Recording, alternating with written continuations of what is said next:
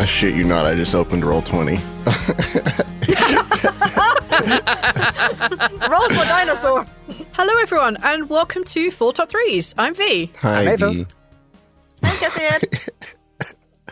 I'm Neil. Hi, I can't say hi to Hi, all of you. Neil. There's no time. It goes too fast.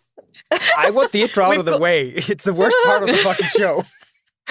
Are you kidding? People come for the intro. If we judge by like YouTube statistics, right? People are here for the first 20 seconds and then they're gone. You're getting the They're wrong only here for the message from your intro. statistics, dude. It's called stalling, Eyþór. I still have to pick 3 things. Yes, so Full Top Threes. This month's victim was Kesir. Hi. So Kesir, what did you actually end up picking for us? I picked everyone's favorite autism topic, dinosaurs. Trained? Oh, the other one. The other one. So, like complete, like honesty, clean slate here. I was never into dinosaurs. That was Yeah, not on my list. How many dinosaurs do you think there are to talk about? Let's Google how many dinosaurs are there. I anticipate we're all going to have a couple of the same. I fear there's going to be a couple of shared ones, but I'm okay with that. I mean, you had the option to veto. None of you vetoed, so I was like, I guess Wait, we're we have going the with it. option to veto? I've been when? doing it a couple times. Well, I thought that was just casted privilege. It is, otherwise you'd veto everything. I just vetoed to do video games again.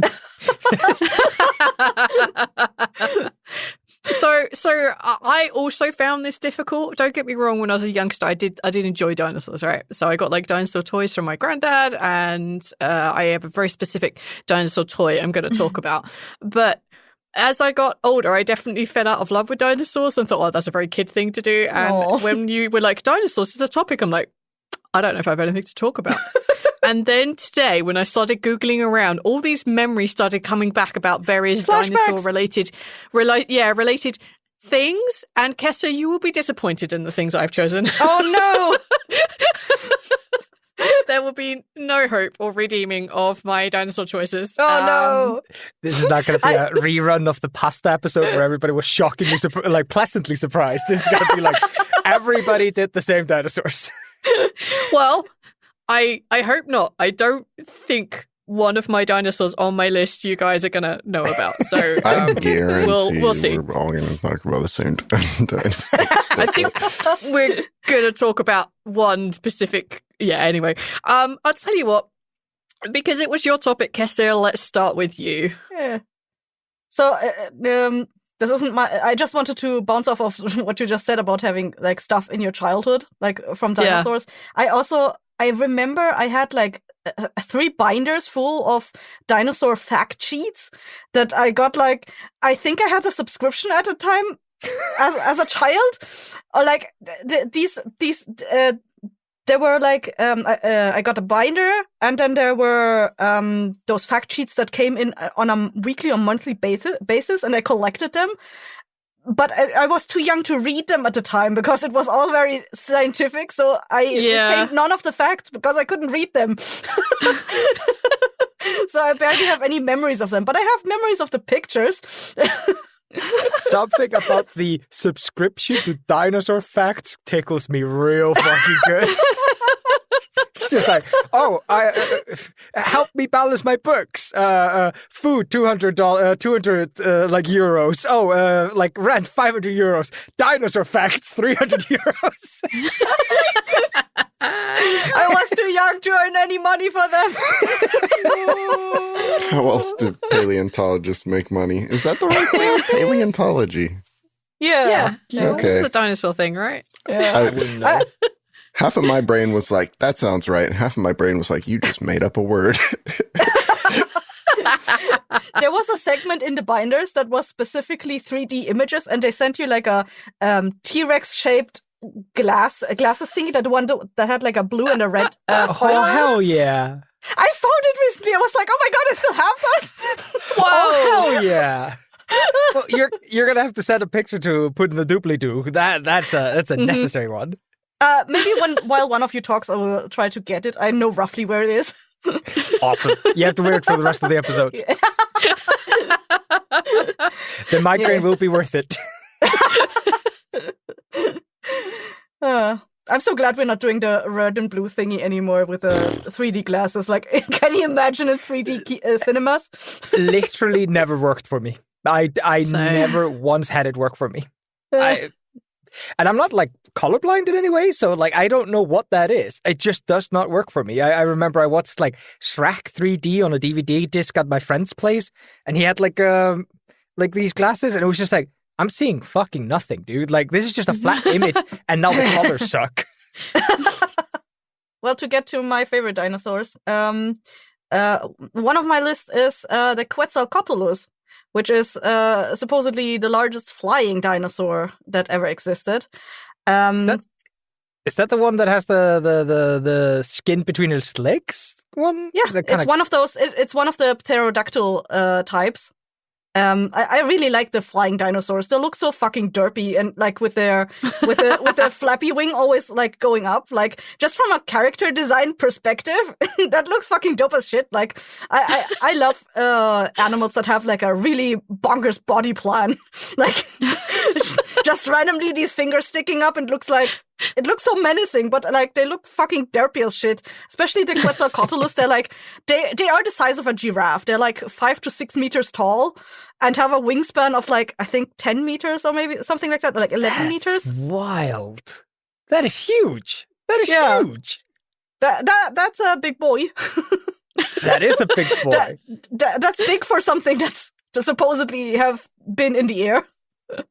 I'm looking at a X-ray picture of it, and it's got like femur-sized bones in its neck, and it's got like 6 of them. That's fucking insane. I'll grab it and throw it in the graphics. Hang on, what? Copy image. Oh yeah, I see what you mean now. It's just like, because we of course have like a couple of vertebrae in our neck, and they're the same size as the rest of the fucking spine, I'm pretty sure. Nobody correct me, I don't care. Don't at me, I don't give a shit. No, add us somewhere so that we get the engagement, and then I'll be like, I'm just here to remind you, Eyþór doesn't give a shit. I will only read it if it's accompanied by a 5-star review of us on like Apple, whatever. Wait, is our point to say the most like controversial thing that's going to get the most comments? Yeah, it's just the sellout season, so we're doing whatever we have to do. I'm doing clickbait titles, and I'm doing the most ridiculous titles. Like, I have the title of Postcoital Pig because it's so funny, and people have to click on that. So yeah, like whatever we have to do to get engagement, man. All right. You say people have to click on that. I'm pretty sure if people, like parents are like, oh yeah, we can turn on that 4 top 3s thing. That's very educational, and it's about please multicultural. Don't. Please don't turn us on for children, please. I'm going to make this the most controversial podcast. Yes, we're doing it. Now we're in the grind set, or whatever the fuck it's called these days. But to answer your question 100% honestly, Kesser, some people genuinely put things that are incorrect in their YouTube videos to get comments. If you get comments. I've seen the internet. Okay, I've been on the internet lately. You sound a little surprised. You're just a good actor. I just bought it. Hook, line, and sinker. You can hear how good of an actor Kesser is by listening to Counterbalance Season 3. See, I'm nailing this now, guys. Did you have you ever seen a dinosaur fossil skeleton thingy like in person? Not of the Quetzalcoatlus. I think I have. I don't remember actually. Like, I have never been like to natural history museums or like the things that I have like in New York. I think. I might have seen like some kind of like unconsciously. Like New York. Isn't that called the Museum of Natural History or something? The one with the really big T-Rex? I don't know. I think that might be the British Natural History Museum, one with the T-Rex. Maybe. Or they might all have the T-Rex in there because they're like, hey, there's so many of goddamn T-Rexes. The one Nicolas Cage worked at? No, Ben Stiller, Night at the Museum. Yeah. Is it Ben Stiller? Oh my god. Yeah. Yeah, Nicolas Cage stole cars and the Declaration of Independence. He never stole T-Rexes. What a different movie. Damn. Get your At least facts straight, Neil. At least he's a white guy, or I would have been in trouble. I'm bad at actors. Really bad. It's called the actors. Smithsonian. Yeah. It's that's the famous one that has like a bunch of dinosaur bones. Yeah. I just know I see it like whenever I watch a dinosaur documentary or whatever, it's always in the Natural History Museum and they show this massive T-Rex thing. Yeah. Yeah, that's just a common theme I keep seeing. But no, I don't think I've actually seen any of the more common ones that I know of. Like, I've never been to one of these museums that are specifically for dinosaurs. It's mostly been, like, I don't know, other historic stuff, like archaeological finds from our region and stuff. Yeah. But there were never dinosaurs in there. What the heck? The British probably stole them. I'm sorry. From the Germans? How dare you? I don't think you I started... do have an ammonite, though. Ooh, like genuine? I do have a genuine ammonite. What? Where'd you get a genuine ammonite from? I don't know. It's always been in my possession. I don't know where it came from. 100%. This is some like character plot drop bullshit for like a future like reference. Wait a minute. That ammonite. Cassidy forgot it because of the hypnotist who erased their memory to... I have a few things in my possession that I don't remember where the fuck they came from, and they're definitely quote-unquote archaeological finds. Like, I do have a memory of, like, in the place I was living with my parents before, we were living as a renter, and, like, our landlord had, like, he was digging a well in his garden, and he had, like, this drill thingy go in and do the drill. I think that's where stuff came from. And, like, after the point when he dug the well, suddenly the neighbor's son and we kept stealing coins from each other that I think we found in the earth that he dug up from that well. And I do still have some of those coins. And I'm like, I need to get them to a museum and ask where the fuck they are from, because I can't identify them. This motherfucker was just like straight on top of a fucking historic ruins, kept finding like historic shit and just chucking at them in the trash. Like, I want my well. Just letting the kids having it. Like, you know what? Yeah, the kids can have this. I don't really care. No, that random ammonite reference, it sounded genuinely like a line from the first 10 minutes of a movie where they're going to lore drop something they're going to reference later in the movie. So yeah, Chekhov's gun it later. Yeah. I have these coins. Wow. And I have like 12 of them. And I don't know where they came from. Young Indiana Jones over there just fucking stealing historic things, keeping them in a fucking box. It's so cool. You definitely find out what those are. They have like good like prints on them. Yeah. They're super cool.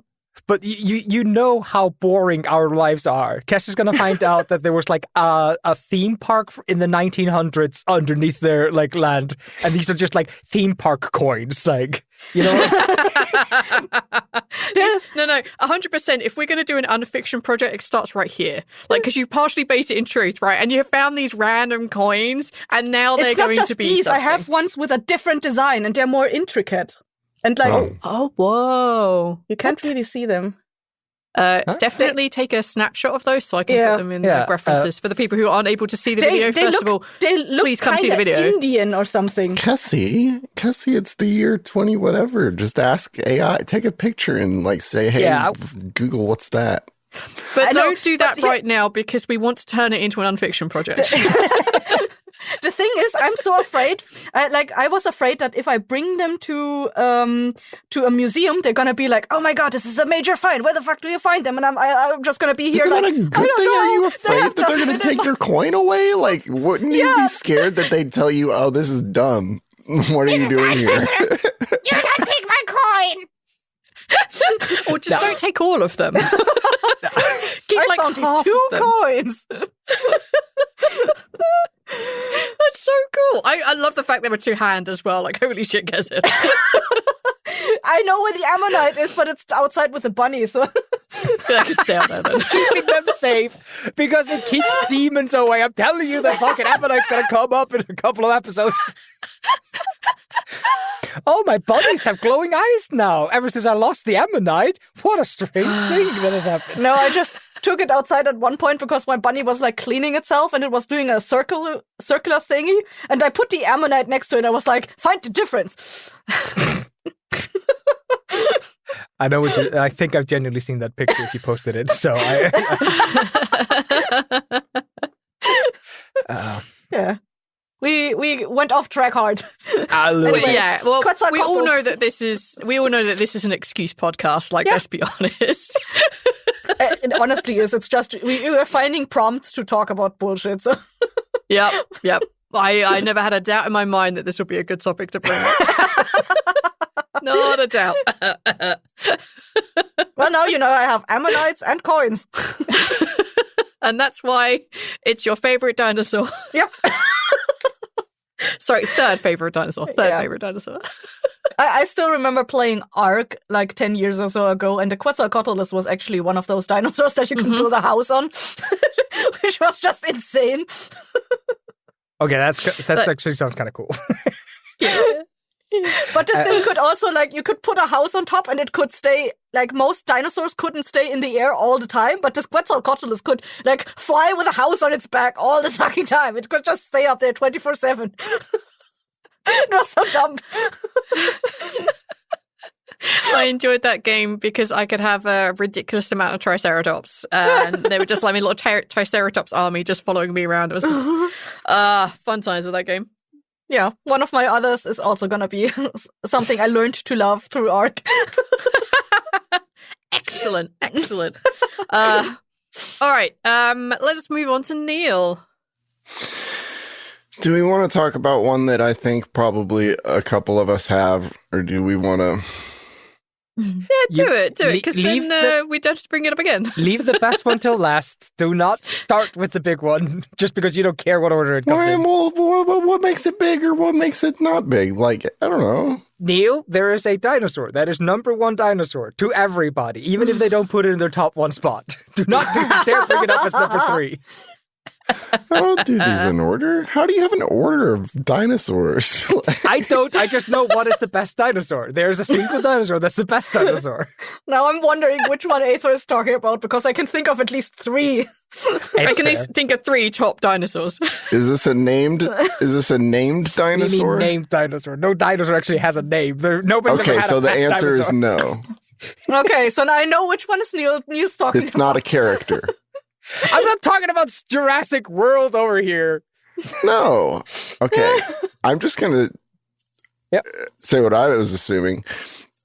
I'm going to bring up Yoshi because that's the best dinosaur.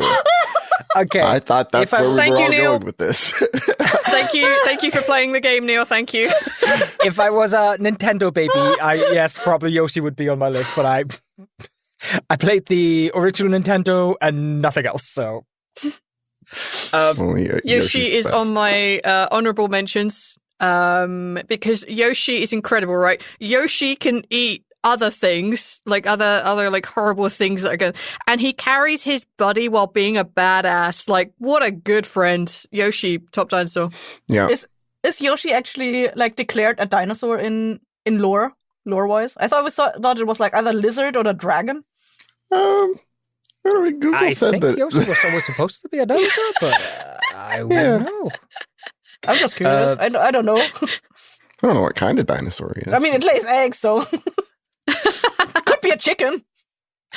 That's true. Chickens are I dinosaurs. love the fact that I was Googling up dinosaurs today and I was talking to Eyþór about it. And I was like, what is a modern day dinosaur? Is that even actually a thing, or is this just a misnomer? It's basically a misnomer, right? It's basically birds.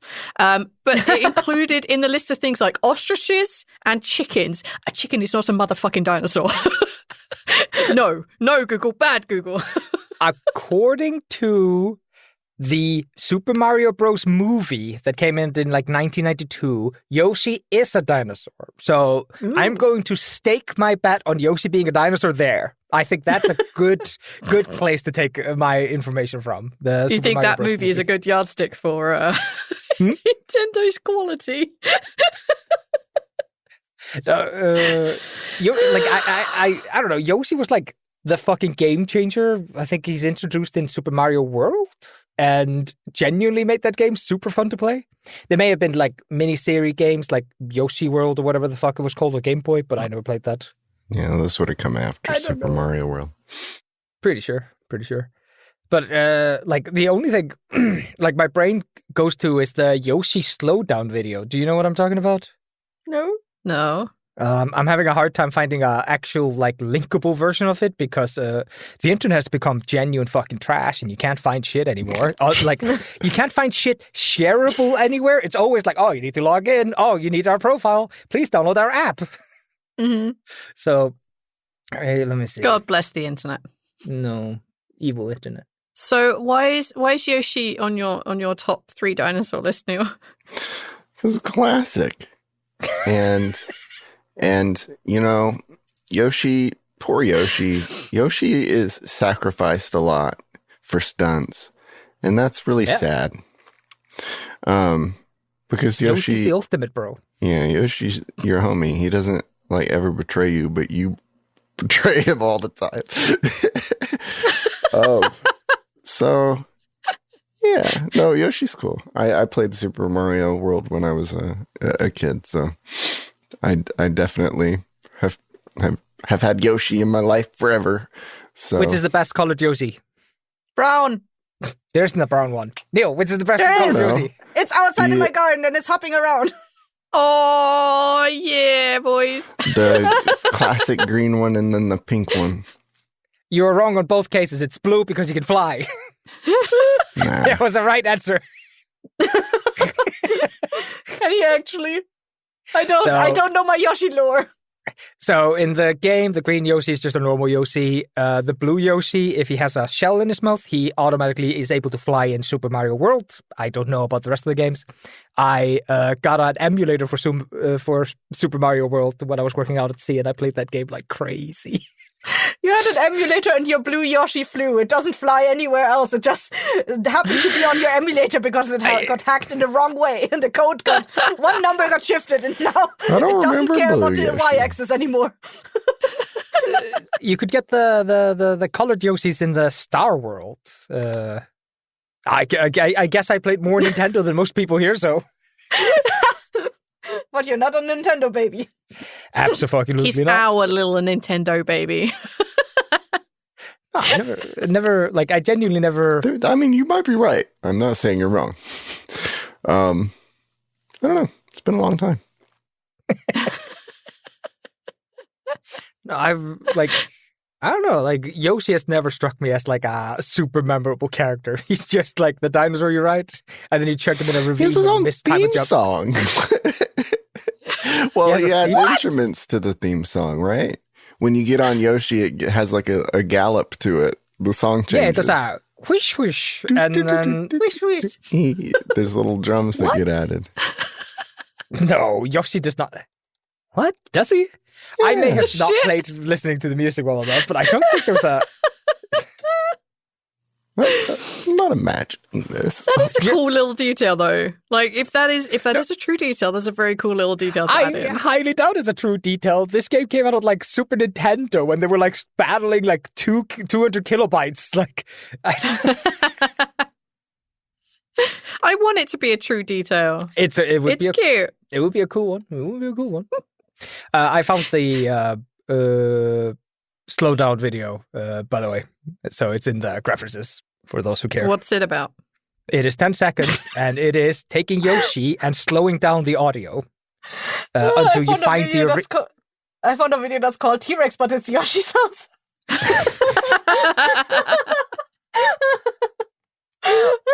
Oh my god! I'm sorry, video watchers. You just have to deal with us watching and listening to this. But There's a link somewhere in the description. I'll highlight it or something in the Patreon notes so you guys can see like this. I don't know if that's anything. Oh, boy. Look, no. Here it is. There's a gallop to this one. Listen to this one. All right, throw it in the references. Put it in the other fucking chat. Thank you. I can't see it or hear it otherwise, man. You hear the little percussion? Visit site. Here we go.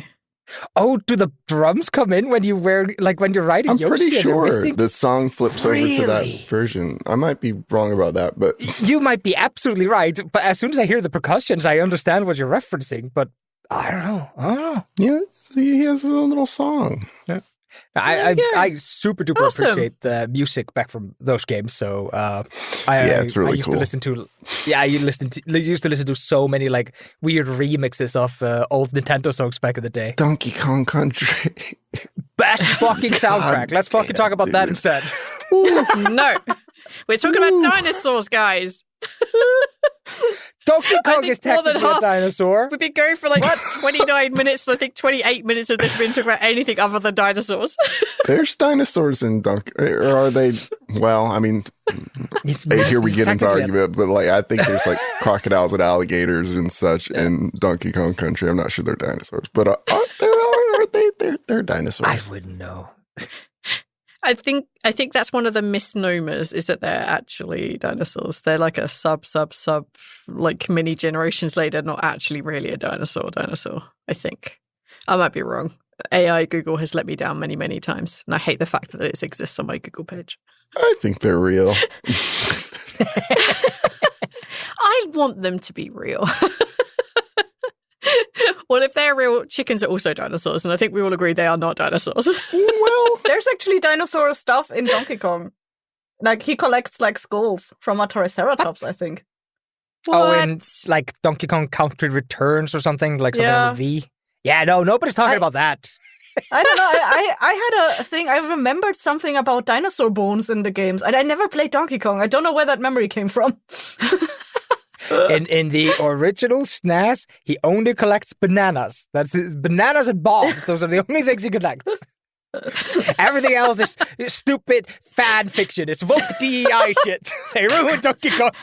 There's not enough dinosaur bones in here. Damn it. He's a monkey. He doesn't care about dinosaurs. He cares about bananas. Oh, the first two Donkey Kong Country games are so good. I don't know what they did after that, but classic. Such good music. How did they do it? Passion and love. Yeah. Limitation breeds creativity. No. All right. I believe we're done with Yoshi. Eyþór, what have you got? Mine follows a little bit of a story because how I really care about this dinosaur comes through a little bit of story. So, do you guys know a comic called the Far Side comic? I think it's called. No, it's like a day. Yeah, it's like a daily comic or whatever. And like, like a long time ago, I came I was on some forum or something, and people were posting this random comic from Far Side, which is a cow standing in front of a bunch of tools. Mm-hmm. And it's just called Cow Tools. And this comic created so much buzz and annoyance that the paper publishers had to close their their landlines were basically blocked for 3 days. People calling and asking for an explanation for what the fuck the Cow Tool comic joke is. There is no joke. The joke is if cows made tools, it's basically 6'7". It is basically 6'7". The explanation from the guy was genuinely, if cows make tools, they wouldn't make for very good tools, would they? That was his joke. But the comic does not convey that fucking joke. Anyway, this comic caused so much buzz on the forum that I was on. People started posting random Far Side comics. And the next one they posted was, the next one that I remember really, is one where you have a bunch of cavemen, and one of them's doing like a PowerPoint presentation. And he's pointing at the tail of I think it's called a Stegosaurus. And he says, and this pointy end is called the Thagomizer, after the late Thag Simmons. And the joke is, Thag was murdered by this pokey thing.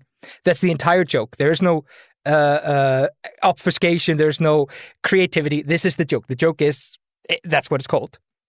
That is now the official name for that part of a stegosaurus.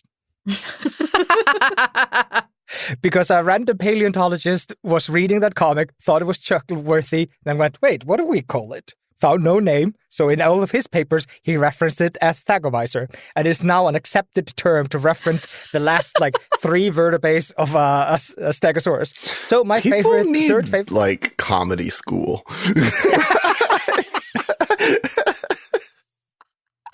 So my third favorite dinosaur is the Stegosaurus because I have some connection to it beyond. We could do so much better at jokes and naming things. But that's So the Stegosaurus is the cool one that has the big shields on its back. Yeah, the big pointy shields. Design-wise, I really like them too. Like the plates, they look rad as fuck. Yes. And I looked up a couple of things about the Stegosaurus just because I was going to fucking talk about it. Apparently, there's heavy debate if the plates were actually armor or if they were decoration. There's heavy debate if the Thagomizer was actually an offensive weapon or just pruning, kind of showing off kind of thing. But also, the Stegosaurus had a tiny brain. So there you go. So Stegosaurus. Thanks for you. The Stegosaurus is one of those very classic dinosaur shapes, right? Classic. So when you get your dinosaur toys as a kid from your grandpa, there's T-Rex, and then there's the Brontosaur, and then there's the Stegosaurus, and then there's the Triceratops. Stegosaurus, very cool. And then depending on how well it's made, the plates, the sticky up spiny bits, you can definitely they hurt us fuck if you mayhem. Step on them like Legos. Yes. The original Legos for the Danish, simplified them into little squares. I'm going to concentrate pain into the small square. It's raw. How do we unpack all of this? Raw.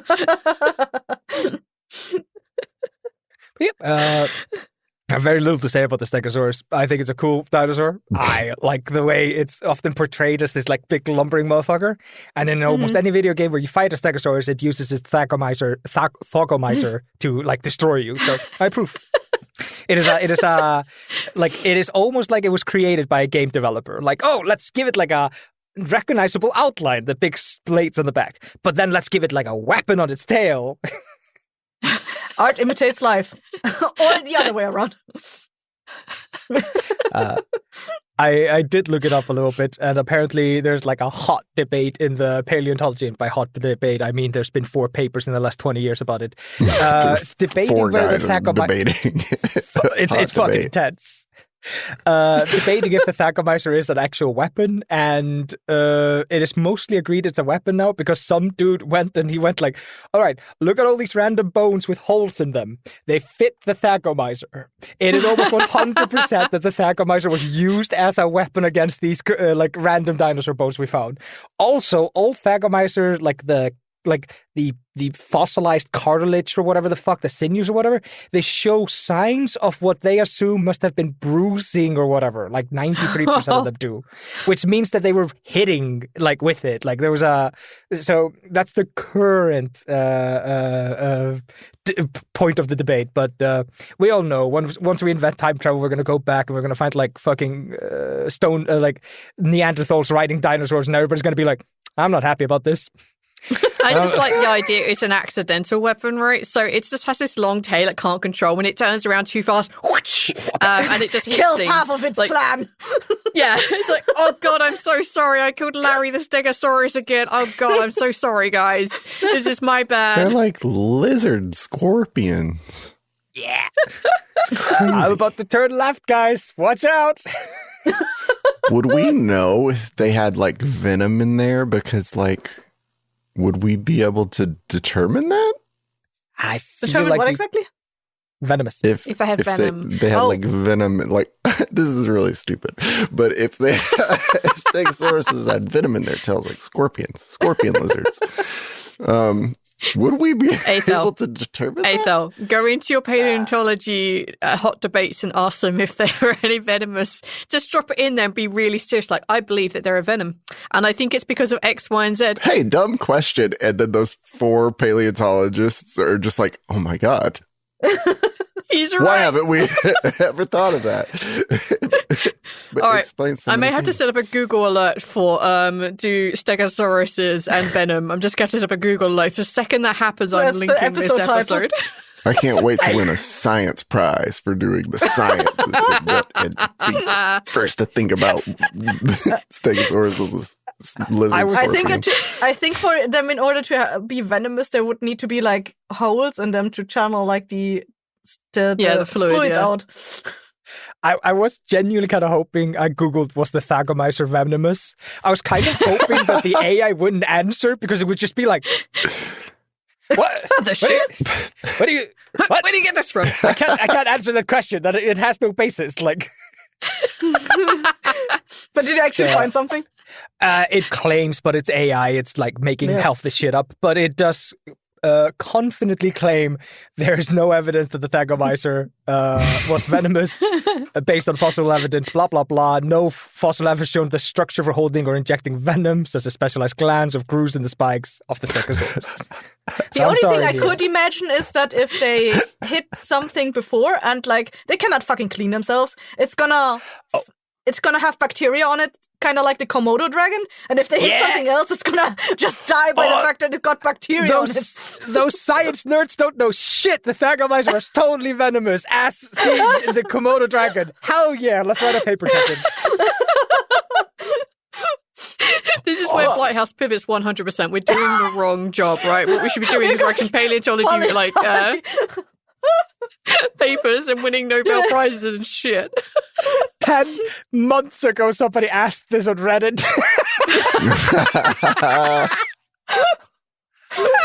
Oh, damn it, we're gonna be like that one intern at NASA that just in the first week of being at NASA discovered a new planet. Imagine being that person though, like goddamn, like your career has peaked and you don't even have a contract. You're fucked.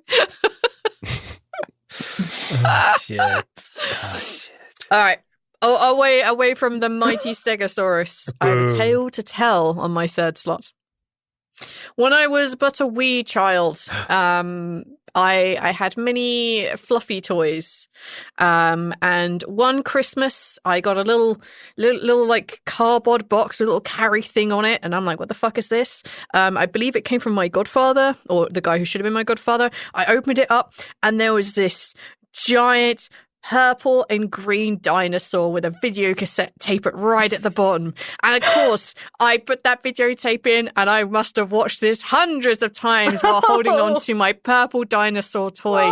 Yes, I am talking about Barney the dinosaur, one of the greatest dinosaurs to ever have existed. To make children fall in love with dinosaurs at a young age started in the best year possible, 1988. That's right, that's when the first Barney movie was made. Barney and the Backyard Gang, I think it was called. And then it got picked up for a series 3 years later because of course it would. Everybody loves dinosaurs. They're children. They want cool things. Yeah, that's it. And just V hasn't stopped wearing purple since. I specifically wore purple today because I knew I'd be talking about Barney the dinosaur. Like, isn't Barney the dinosaur hated in the same way that like the Teletubbies are? Because it's just so. I think it's hated in a different way. I think it's more like, no, is it Bluey that's the good one? No, what's the bad one? Peppa Pig, right? So parents just hate it. Or Coco Melon. Parents just hate it because it's nonsensical. It doesn't really teach you anything. It's kind of trash, but kids love it. It's a bright purple dinosaur. There are other dinosaurs, the Triceratops is like Big Bop or whatever the hell her name is. And it has... It's beloved by children, hated by parents. I read a very interesting fact where apparently America used the "I love you, you love me, Barney." That's about as much as we can play on this episode. Yeah. Legally. The I love you, you love me, let's be one big family. Apparently, Americans use that in Guantanamo Bay as a form of non-physically harming torture. As in sleep deprivation, they played this and Sesame Street and a bunch of other shit. Barney was right up there amongst that. Did we do the same thing with the shark? Do though? Like we Yeah. It's horrible. As an adult, I listened to the theme tune and I listened to the which is set to Yankee Doodle or some shit. And I listened to the I Love You and I'm like, yeah, I think after 10 minutes I'd want to turn this shit off. So I am fully behind the parents. I apologize to mine. May you rest in peace that I made you listen to this hundreds of times on repeat because, well, you let the videotape in the house along with this Barney the Dinosaur toy, and I had this Barney the Dinosaur like plushie for years, and I love the shit out of that thing. Think about being tortured by that, though, because like not only are you not enjoying yourself, but you're being conditioned to think that everyone is your friends, and like, why wouldn't you share your secrets with your friends? Why do I have secrets from these people? Yeah. I love you and you love me. Yeah, with a kiss and a hug from me to you. Yeah. Yeah, like why would you not? Like, yeah. Are you pacifying them? Are you ready for some Barney the Dinosaur torture? All right, drop me some Barney the Dinosaur torture, man. Let's go for it. So, I've never really researched this because I just heard it as like an internet legend and I just looked it up and it's apparently very true. A man by the name of Martin Pistorius had a 12-year locked in coma state where he was fully conscious but like locked in his body. Yeah.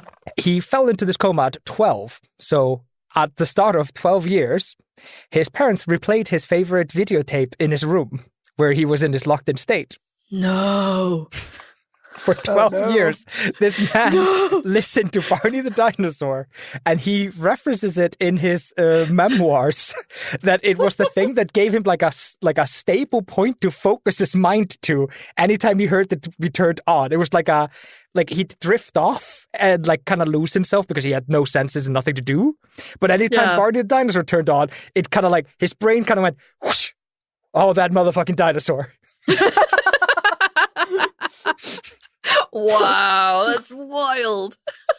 I don't know why that reminded me of my parents tell me about when I was a kid and we would have to go on road trips.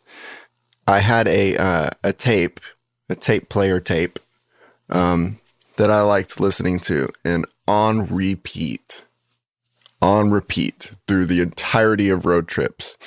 And they hated it so much, and they hid it. They didn't throw it away. They hid it so well that they never found it again. That tape was the Lion King movie soundtrack. I think you talked your parents about are people of culture in the Disney movie episode before that your parents just took away the aux cable. Yeah.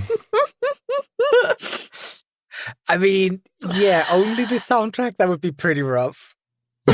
There's some good stuff like peppered in there, but you know, let's be honest, it's a musical. It's not the re-release of like the Mermaid one. I've heard some songs from that one that are fucking atrocious. Oof. Oh, it's the remake of the and it hurts my soul, Beauty and the Beast. Some of those remake songs are ouch. I haven't seen the Lion King remake, but like the idea of even trying to remake like Be Prepared is like, ooh, you can't do it good after it was done the first time. You can't remake that song. It was gold. Don't. Yeah. Did you see that it recently had like its 30-year anniversary, and the guy who played Scar redid the entire song like on stage, but like without the interruptions from the hyenas, and like there were passages in there that did not make it into the full movie. Oh, wow! I may be wrong. I thought he like infamously he didn't actually sing the song that got like a voice double because he couldn't hit all the notes. But I may be wrong now. Now that you say that, I think he got sick. I think I read something that he got sick at some point. He had like vocal something. I read it like in the comments of that Twitter thread where the music was posted. I think I posted it in the Neil's Toontown a couple of days ago. Yep. Yeah, there were people mentioning it. Yep. He sang majority of it, however, due to his voice giving out, somebody else stepped in to sing the final portions. Okay, I was misremembering the whole thing. Be prepared for sensational news. A shiny new era is tiptoeing nearer. Come on, it's so good. It's so good. There's no dinosaurs in it, but it's so good. There's a bunch of dinosaur bones. Yeah, you're right. Dinosaur bones. Yeah, you're right. Nailed it. Brought it back full circle. It's not dinosaur bones, but they could have been. Like in my childhood, I believed they were dinosaur bones because I was like, the fuck is elephant bones? Fact check, it was elephant bones, but totally dinosaur bones. Reference to the I'm gonna have AI remake that scene with only dinosaur bones and start spreading it as fact. You never noticed. These are the 10 things you never noticed about Lion King. Be prepared. This is our equivalent. We get one thing wrong to deliberately provoke responses in the chat. That's how they make the reels these days. They just, did you know this is a fact from this and this movie, and they completely get it wrong. Oh, these are the top 10 facts you need to know about going to Iceland. All these things are wrong. Yep. What is wrong with you? That's rage baiting. We don't need AI to start lying on the internet. I have seen. I've been doing this for years. I've never needed AI help to lie on the internet. This entire podcast is a lie. Entire podcast is a lie. None of it AI, just genuine humans. Human slop. Human slop. Okay, well, I'm done with Barney the dinosaur. I really had nothing much to say other than I had the toy, I watched the video, and Barney the because you might spot the theme in my dinosaurs. That's just what I'm gonna say. You got them as toys. You'll find out. All right, Kesser, on to your middle spot. What have you got? So. One famous dinosaur back from the late 80s that we haven't brought up yet was from the movie Land Before Time, obviously. Oh, yeah.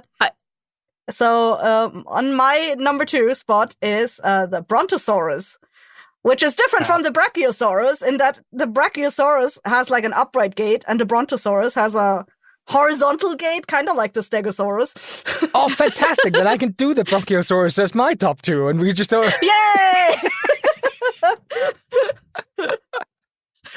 No, so I have very little to talk about with dinosaurs, so I'm just going to jump in with you, dude.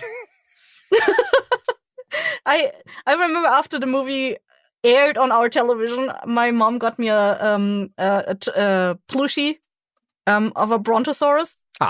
And I think there is still a photo of me in where I was just cuddling it in an aquarium.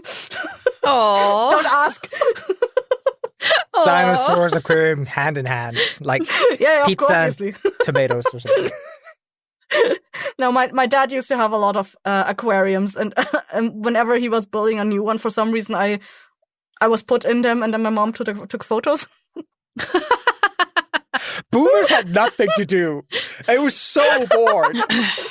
My dad also did shits with aquariums and made a pond in our back garden. Very cute. Boomers had nothing to do. Motherfuckers were making aquariums in their backyards. I love my parents. I love the people who came before you. I'm not one of those haters, but there is definitely an element of I look around at what they did and I get that feeling of you guys didn't have shit to do, did you? You just...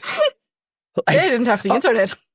Yeah, they didn't have internet. They didn't have TV on demand. They barely had fucking TV. When I'm growing up, I think it's been 2 or 3 years since we started having TV on Thursdays again. We banned TV on Thursday because it was too much TV is bad for you people. That was a thing. What? And they tried to ban alcohol for these people. These people that had nothing to do. They were like, we're taking away alcohol. It's like, are people insane? They will literally learn how to make backyard booze if you guys take it away from them. They are so bored. You need to either give them Pornhub or alcohol. You haven't invented Pornhub yet. They're taking Pornhub away from the UK. I fucking hurt. Well, you guys still have so bad for my people. You got VPNs, you're fine. Yeah, but they're going to try and ban those too. Texas has been on that too. Yep. Everything's like banned here. We're not allowed to have fun. Back to No Bronchiosaurus. VPN, no porn. What am I supposed to do? Build fish tanks? God damn it. Build fish tanks. Put babies holding Bronchiosauruses in them. No, I think the Bronchiosaurus are super cool. They're iconic, and like really, like the first time any kid saw a Bronchiosaurus is exactly when the fucking Jurassic theme park song starts playing. It's so good. Bronchiosaurus is awesome. That's the Brachiosaurus. It's the same fucking thing, dude. No. The Brontosaurus is horizontal. The Brachiosaurus is upright. Yeah. And they have a crest on their head. And they're ugly as fuck. You're wrong, Eyþór. You're wrong. Yeah. Well, I don't care. I had to. Oh, okay, fair. If you at Eyþór, give us a 5-star review, include it in the image, and he'll answer your Brachiosaurus versus Brontosaurus issues. I like the tall one, the one that's like a giraffe. If that's not that's the Brachiosaurus. You have to hold your comments until your turn now. You and I were not the same. I love the Brachiosaurus because it's long. You love the Brachiosaurus because it's tall. We are not the same. Meme! Someone meme! Flapjack! Get on his... So good. Wait, so it was Littlefoot the long one? Yes. Okay. Yeah. So this is where I admit that I have seen The Land Before Time, but I remember literally zero of it. I have like no frame of reference other than like a mental picture of some dinosaurs and like a big cavern, and that's it. That's all I have. Pterodactyl. Yeah, Teary. Is that the yup one? What did you say, Eyþór? Is that the one that goes yup? Yeah. No. That was Ducky. Oh, okay, yeah. That's the Paralopus or something like that. That's what the dinosaur is called. I looked at the name earlier and I was like, I'm not going to remember that. You're not going on my list. I can't pronounce this. The pterodactyl's afraid of flying. I remember loving that. Like, I never had a VHS of it, but I remember it came on TV almost every Christmas for some reason. Yeah. So I watched it so often. They had an entire series of like Iceland, what movies like that came after it. And fun fact, they actually had audio dramas in Germany for the sequels. Ach nein, bitte Dinosaurs. I used to have like up to, I think the 5th or the 6th one. I had those as a cassette back in the day. Yeah. So, like, I never watched beyond, like, the first one, and I probably saw, like, a random one somewhere in between and have, like, no memory of it. But I came across, like, a YouTube channel where there was some girl, like, running basically through revisiting all the stories.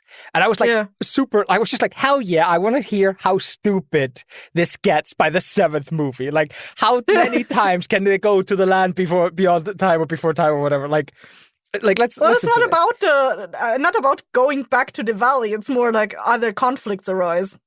Yeah. They basically invent other conflicts and blah blah blah. Yeah. But I enjoyed like the first 10 minutes of that video, but the person never played a single clip from the movies out of fear of being copyright struck. So It was completely dry, just retelling with a little bit of like personality. So I had to switch off, but it got real stupid. But in the time I heard, listened, I think somebody's mom is introduced. I think Littlefoot's mom is reintroduced randomly. No.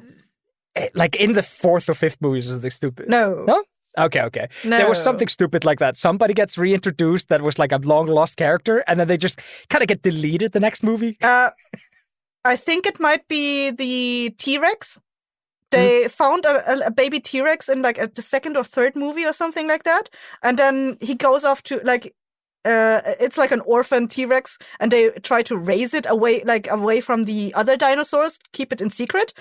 And then at some point they're like, we cannot keep this baby T-Rex here. It's eventually gonna eat us. So they try to find parents for this baby T-Rex, and they eventually find like T-Rex parents that will adopt this baby T-Rex, and that's how the movie ends, and they just leave. And then I think by the fourth or fifth movie, they eventually find that the baby T-Rex has been living with the parents on an island, and now the baby T-Rex has to keep them away from the parent T-Rexes because these are herbivores.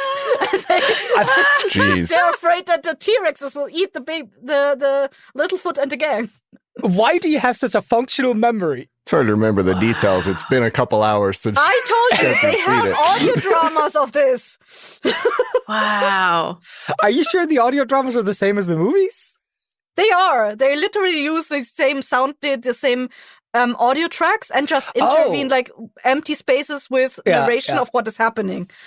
Sorry, like Doctor Who has broken my brain, where they will just randomly make up bullshit like, oh, Doctor Who, the audio drama, season 8, and you're like, the audio drama of season 8? It's like, oh no, this is season 8 of the audio drama. Completely. Yeah. It's called like Big Finish, I think it is, and they just add to the lore of the various doctors, but without being, it's kind of canon, but it's not ever really referenced. Yeah, I kind of, and also big up Karim because he's in one of those. Woo! Yay!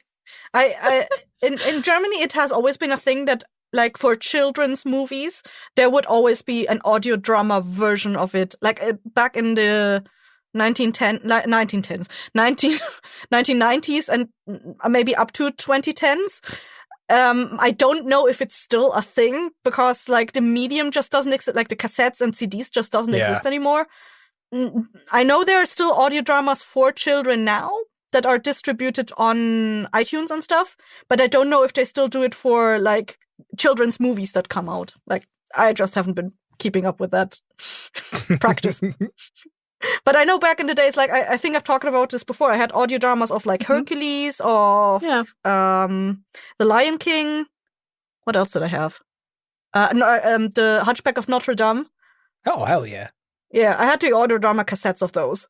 So I believe you when you say they are recreators of the stories. I just, in my head, I'd assume they use the exact same audio tracks. They were like, we already have this synchronized stuff. We might as well use it. Did they at least add a narrator that like goes? Yeah. They added narration like to intro the stuff, like when nothing's happening, and like where usually images replaced, like guide you into the story. There's usually some kind of narration, or like if they need to not go over the time that they can put on a physical cassette, they like cut out like long scenes and smash it together. In my memory, cassettes were 40 minutes each side. Is that just like random? I think so. That's random because I've had cassettes when I was a kid that were like an hour and a half each side. Okay. But I think it depends on like how long the circle thingy is. Yeah. It's like really long. Cassettes were like, they were the medium I listened to when I was a kid, but like I was so young when CDs came in that I was never curious about cassettes. Like I recorded like a couple of songs on the radio on a cassette, but like beyond that, nothing. Like I have no memory really. My parents bought like this it was called like a karaoke thing, but basically it was a thing that you could have had a microphone in it, and it had like 2 cassette play everything. So if you finish one side, it will automatically play the second cassette that's on your list. And I remember I used to read books and record them so that I could listen to them when I went to bed. There are so many books that I read when I was young. I read onto a cassette tape, and the standard cassette tapes were 90 minutes, 45 minutes per each side. I am so mad that I didn't know this when we were cleaning out your dad's house, because I know there were cassettes in there. I know. No, none of my cassettes were still there. They were all thrown out for various reasons. Speaking of cassette stuff, my dad actually, since he was an electrician and he used to manufacture stuff that like wasn't supposed to work the way it does, so he did a thing that I don't think was a quote unquote canon thing. He hooked up a cassette recorder to our TV system so that I could actually record the audio of TV shows I was watching and have them as audio drama type things on a custom cassette, and I used to do that a lot. So sometimes I would actually do that when I was a child. That he hooked like the audio of our TV into that radio thingy. So sometimes there were shows that were aired on our TV, and in the mornings we would. I'm not making a lot of sense. So when I was breakfasting with my mom, we would often watch TV, but it would have the TV off, so we would only hear the audio from the series that we were watching, and it would come through the thing that would record the cassette tapes. So I could record the stuff that came through, or I could just listen to the audio. But for me, growing up as a child, like I was more of I heard the audio of like, for example, the Gummy Bears. I didn't know that was a cartoon series for a long time until I actually turned on to TV because I only ever heard the audio track. But I was always confused why there was no narration. You just unlocked a memory. I had something similar, not the same, but I had something similar where like I had like a box of cassettes and I'd listen to something and then I saw it on TV one day and I was like, wait, I was only getting like a third of the fucking story. That's ridiculous. There's some lost media forum out there just waiting on you idiots. Oh, that stuff's all gone. My mom went on a binge of cleaning when I think it was before my little sister was born. My mom just threw out everything that I had enjoyed as a teenager. There's a record label that I like a lot of stuff on, and they sell cassettes for a lot of their things still. That's kind of crazy to think about the cassettes being a medium still. One of my friends told me he got the Proto Man season 2 on cassette, and I remember I just looked at him just like, what is wrong with you? What is wrong with you? I might actually have a cassette right here. Let me see. Yeah, you're allowed to enjoy cassettes, but like if like fucking Metallica gives out a new album and you decide to buy it on cassette, I'm not your friend anymore. That is stupid. It's kind of cool. I don't know I don't know how hi-fi systems work and that kind of thing, but like who cares? Tape has a really cool like sound quality to it. It does. It's such a unique sound to it. It's very warm. Yeah. It's you can tell when you're listening to a cassette, and there is definitely something really nostalgic listening back to things that have that sound to it. All right, Neil, what have you got? My second spot is going to a thing that I don't know much about, but I've seen this episode of the thing. My friend showed me a show called Primal, and it's an animated. It's on my top spot. Is it? Yeah, that's so good. The dinosaur. But carry on because cool. I will get to Primal a different way. Don't worry. Well, you probably can talk about it a lot more than me, but it's very cool. No, you go ahead. You tell the story because I get to it in a very roundabout way. Well, the dinosaur in like the first episode of that show, the human cave. It's a show that has no audio. Like there's audio, no script, no words, dialogue. So you're seeing a lot of like emotion stuff happening in like the animation and stuff. And so the animation is very tragic in the beginning. The caveman loses his family, and then the caveman sees like a dinosaur also like losing their family, and they become buddies and go fight things. And that's pretty much all I've got. So, like I said, you could do a better job. So when you started explaining it, I'm cool. like, this might be the other series. Yeah, it's probably something else. Yeah, no, they both lose their families.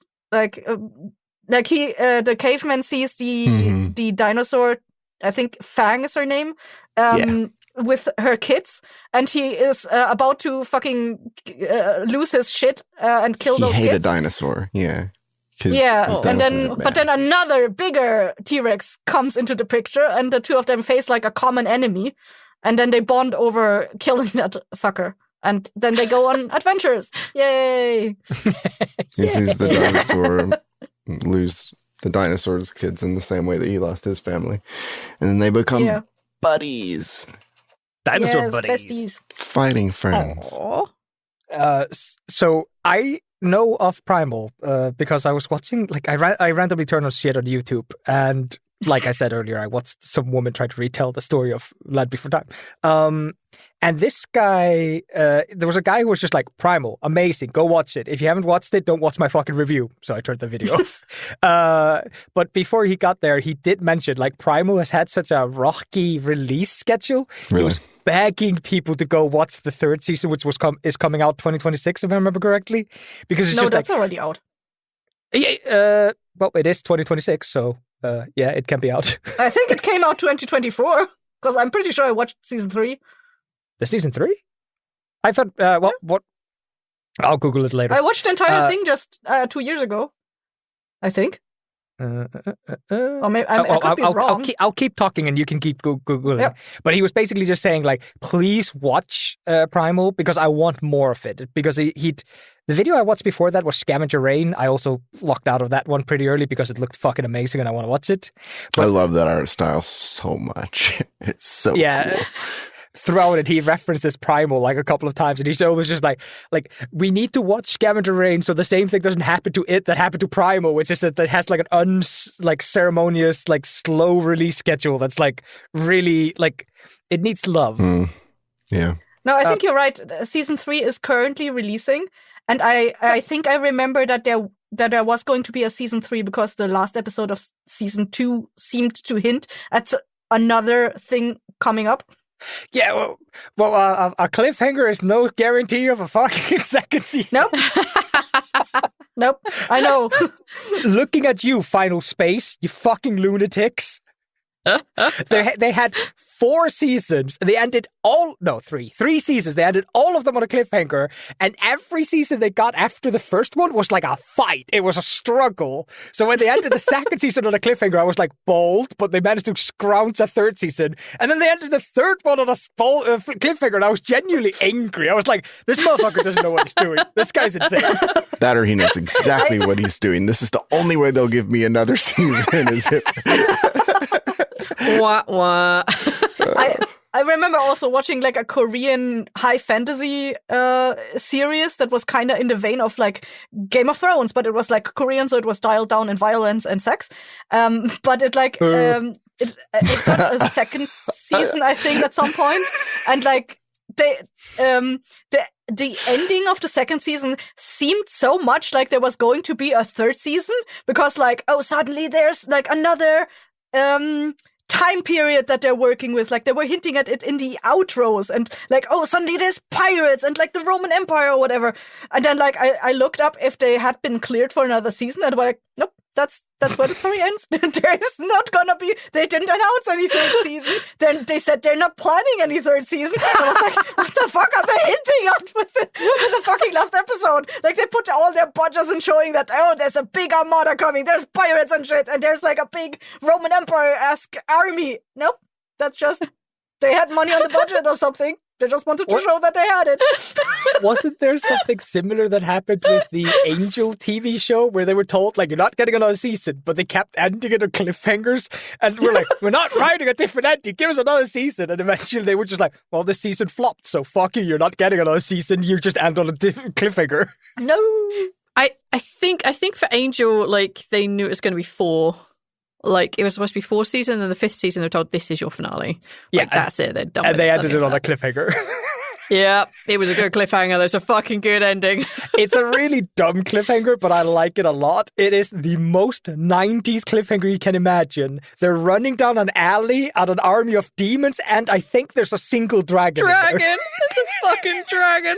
In the vampire show. It's so good. Oh, I know what my topic's going to be. I'm fucking locking in on my topic when we come to it. Terrible cliffhanger. Favorite Buffy episodes?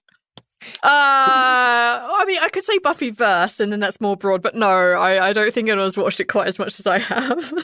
I like the episode where she sticks the wooden stick in the vampires.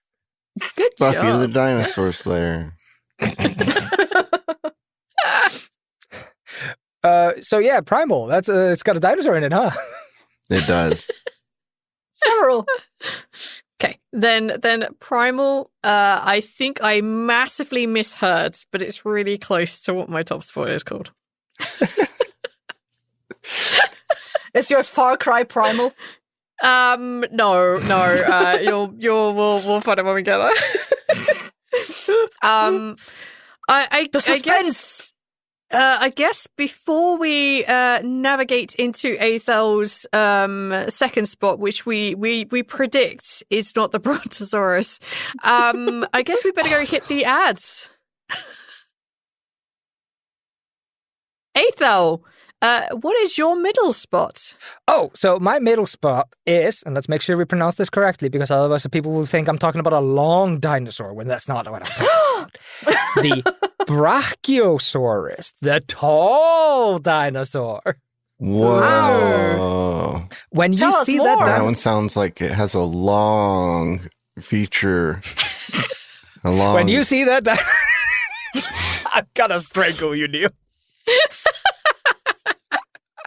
No, Is it's Is it long or tall, or is it veiny? Is it? Does it have a little perky? bulbous thing at the top? It's just long. Yeah. I don't know. It's just a long dinosaur. I like longer dinosaurs. No, it's got that long, stupid neck, and it's the first dinosaur you hear when you hear the classic Jurassic theme part song. It's just Yeah. That to the fucking core, Eyþór, is exactly why it is also my number 2. yeah. It's the first big dinosaur you see in Jurassic Park. It has like a beautiful build up to it. The whole like goddamn movie, let's be honest, is leading up to this one goddamn scene. And it came out about the same time, like we were youngish kids, and it just holds that wonderment still to it. So all these things are working amazingly at the same time. It's a giant dinosaur on the cinema screen, and it's a dinosaur, and the people are acting like, holy shit, these are dinosaurs, and they're real, and they look so good, and that score is fucking kick-ass. Like, that score just absolutely sells it. It is amazing. And then later on, the Brachiosaurus comes back, and they get to pet it. It's so cool. Oh, right. When that part of the movie where you follow the kids, right? Yeah. And then they recreated. And the guy, Sam Neill, whatever his fucking name is, like, he's with them too. Yeah. No, I watched the scene to double check I was correct. And I do enjoy Brachiosaurus also for a second reason, and it's because I, for some reason, enjoy giraffes a lot. I think giraffes are super cool. I think they're so dirty. They are so fucking derpy. Yes! They can't even go down to drink. They need to go to like a whole, what's it called? No, they're so majestic when they drink. I was genuinely watched the video. You need to go check a new video of giraffes drinking, because I was watching it and they would shock me. They look so dumb. No, he didn't do the spread eagle thing. He did like a really weird like crouch, and it was so majestic. And I was just like, giraffes are cool. And giraffes have like a very strange thing in their neck, which most likely is the same that the Brachiosauruses had, which is they have to have one-way valves in the blood flow up their neck, because otherwise the blood would never actually get up. So every pump, they're like squirting it up past another one-way valve into their brain so they can get some fucking blood there. Oh, no. And to get blood that high up, they have to have like for a human to have this blood pressure, you would die within minutes. It's 220 over 240 or something stupid like that. What about giraffes? Do they do the same thing? Yes. So for those of you who didn't watch the video, Neil just came back at exactly the wrong time. As they'll just explain that. Yep. Cool. Cool. No, so most likely brachiosauruses have like very similar shit with them. I just think they're cool. I think they're like, I love like really tall animals. Something about that is just cool to me. Like I like it when it's megafauna. There's a reason I love sprouting. I love megafauna. It can't be megaflora. They're just so cool. Like the first time you see it, it's just like big and majestic and it's kind of lumbering and they're not scared of it and you shouldn't be scared of it because apparently it was a herbivore and shit. It's like, how is something so big and obviously like horrible just a herbivore? It's so cool. Hippo is a herbivore. Be afraid of all giant animals. Yeah. You they will not care if you are a carnivore or a herbivore if you are between them and their food. Yep. A moose is a herbivore. The Canadian goose is a herbivore.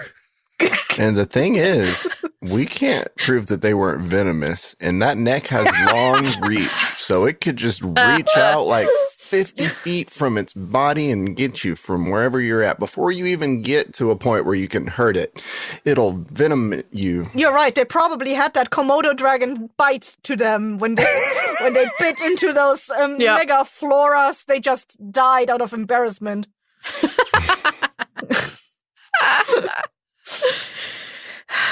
I don't know. There's something about that movie, right? There's something about Jurassic Park that is just so good. I got so disillusioned by when I learned that there's only, I think, a collective 15 minutes of dinosaur footage in the entire movie. Yeah. I was like, holy shit, little. what? Yeah, it's mostly them just running away from shit and then just like the subplot of someone trying to steal bits of dinosaur. Yeah. But how many minutes of a shark were there in Jaws? Sometimes less is more. Yeah. Snakes are like brontosauruses without bodies. No. Why don't we have giraffe-like snakes? What the fuck did you just say to me? Why do we not have giraffes like snakes? Because they need giraffes, Neil. Are you asking for a paraplegic giraffe? I'm no, sure like reptiles They're have a called long, cobras. reptiles have like a long, bodiless brontosaurus creature thingy. Why don't mammals have some like legless? Are you asking why do we not have giant lizards anymore? Oh my god. The answer to that is lower oxygen levels. Genuinely. Neil, you should be happy that we have lower oxygen levels because otherwise we would have giant fucking dragonflies. Yes. And other insects. Oh my you would God. die the moment you would step out of your house. No, I die of fear. Nope, don't like it. Neil's over here wishing for worse times for everybody. On the other hand, maybe if they're big enough, we can ride them. There's fluffy caterpillars. Why not fluffy snakes? I don't. Don't touch the fluffy caterpillars, Neil, please. They are most definitely venomous. We can't prove that. I'm going to say, though, talking about scariness and Jurassic Park, one of my, I think, most scary heart in my mouth theme park rides was the Jurassic Park one at Universal. It was really fucking good. It was really scary. There were dinosaurs that like launched out and I'm like, oh my god, shit. It was awesome. I think I was at that one too, at Warner Brothers Movie World or whatever. Yeah, like it's somewhere in America. It's definitely not like nearby here. But it was really good. I remember that. It was such a good that ride. was nice. Yeah. It was that one and the Mummy. The scariest roller coaster I've been on is the Mr. Freeze because it goes very fast. It goes through the whole That sounds course like a in like cleaning a product. crazy fast amount of time, and then it goes up a thing, and it falls down it backwards. And so you see the people come back on the same track from the way they came. It's weird. Genuinely, I thought he said Mr. Clean first. I was like... Mr. Clean, yeah, the Mr. Clean roller coaster.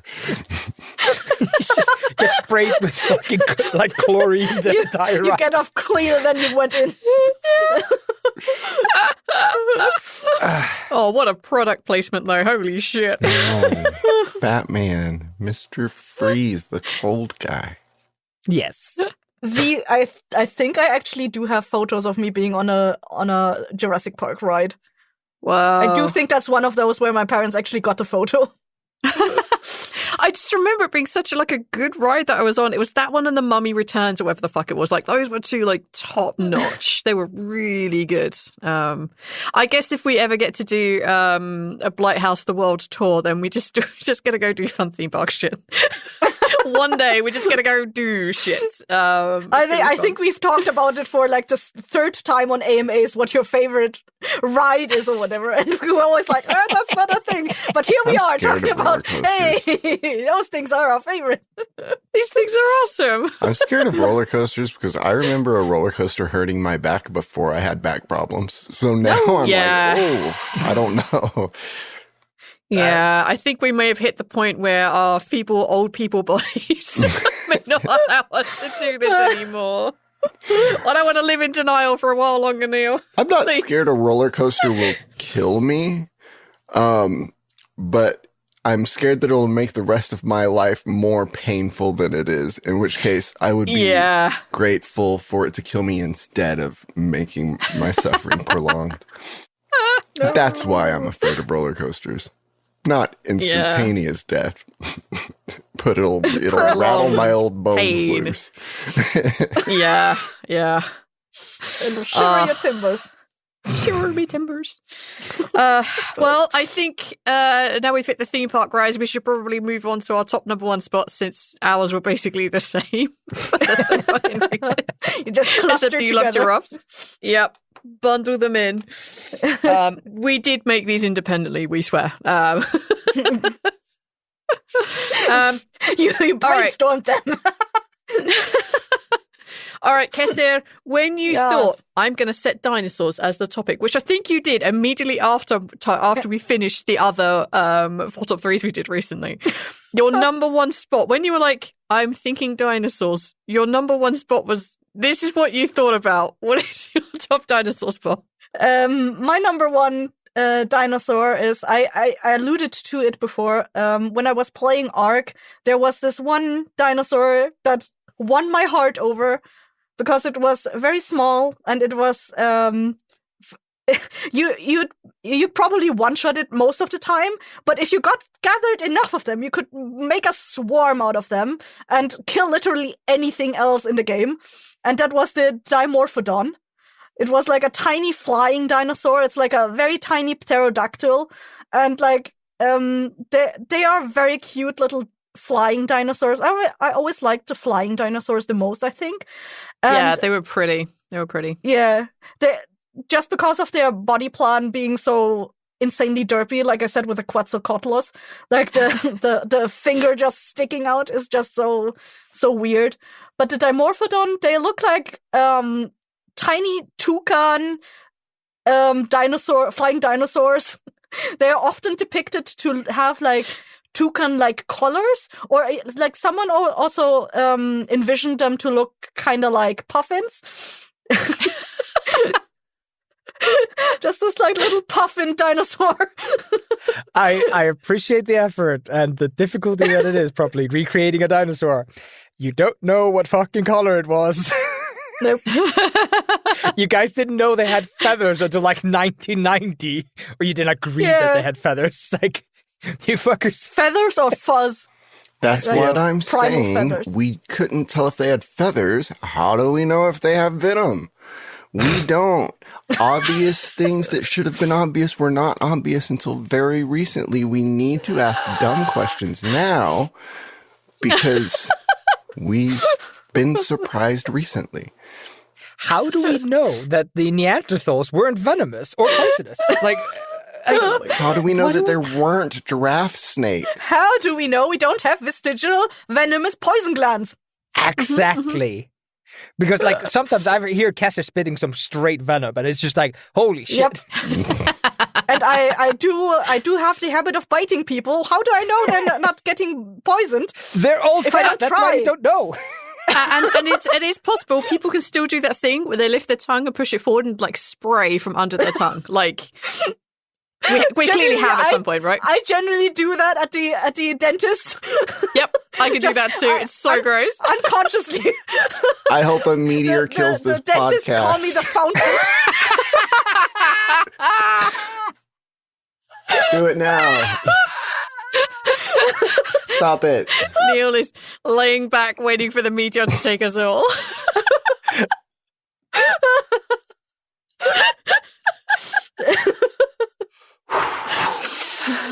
Oh my god! I think it's about time. Oh God. Jesus, take the yeah. wheel. Steer us into a ravine. The Dimorphodons are like have a feature that I really love.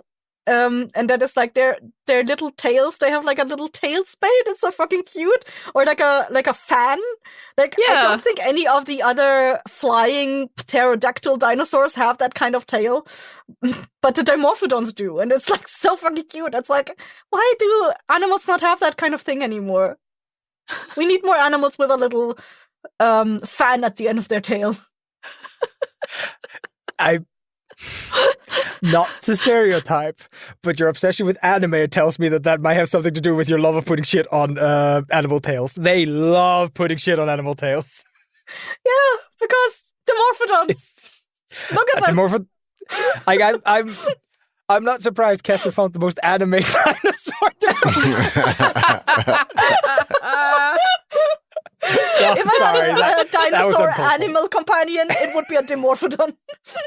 How big are they supposed to be? All the pictures I see They're are like maybe a meter in length and maybe 1.5 meter in wingspan. That's like maybe the size of earlier. So I was imagining maybe small. top seagull size. Like, I know for dinosaurs that's small, but my brain was like in a different place. They are perfectly familiar sized. No, familiar are like kitten sized. They're not fucking like a meter. That's like a fucking husky. I don't know. How big is a husky? Is that a meter? I don't know. I think they might genuinely be bigger small. than that. Also, no, huskies are. You're talking about things without wings, like with things with wings. I've fucked it up. The size of the body without the wings. The only thing I have included. is ostriches and emus, and they're both bigger than meter. Well, according to Google AI, an ostrich is a dinosaur. Along with the humble chicken. It is related to the dinosaur. It is not It's a dinosaur. I believe it's a dinosaur. The only things that can be a dinosaur are things that are fossils from the dinosaur period. And I'm not even calling Jurassic period. I'm just saying dinosaur periods. If we made hairless cats, we can make hairy snakes. That's just math. Fact. That's just facts. Yeah. You can also make a cat venomous. But also, I don't think adding features to animals is as easy as removing a feature. That is an insane thing to do.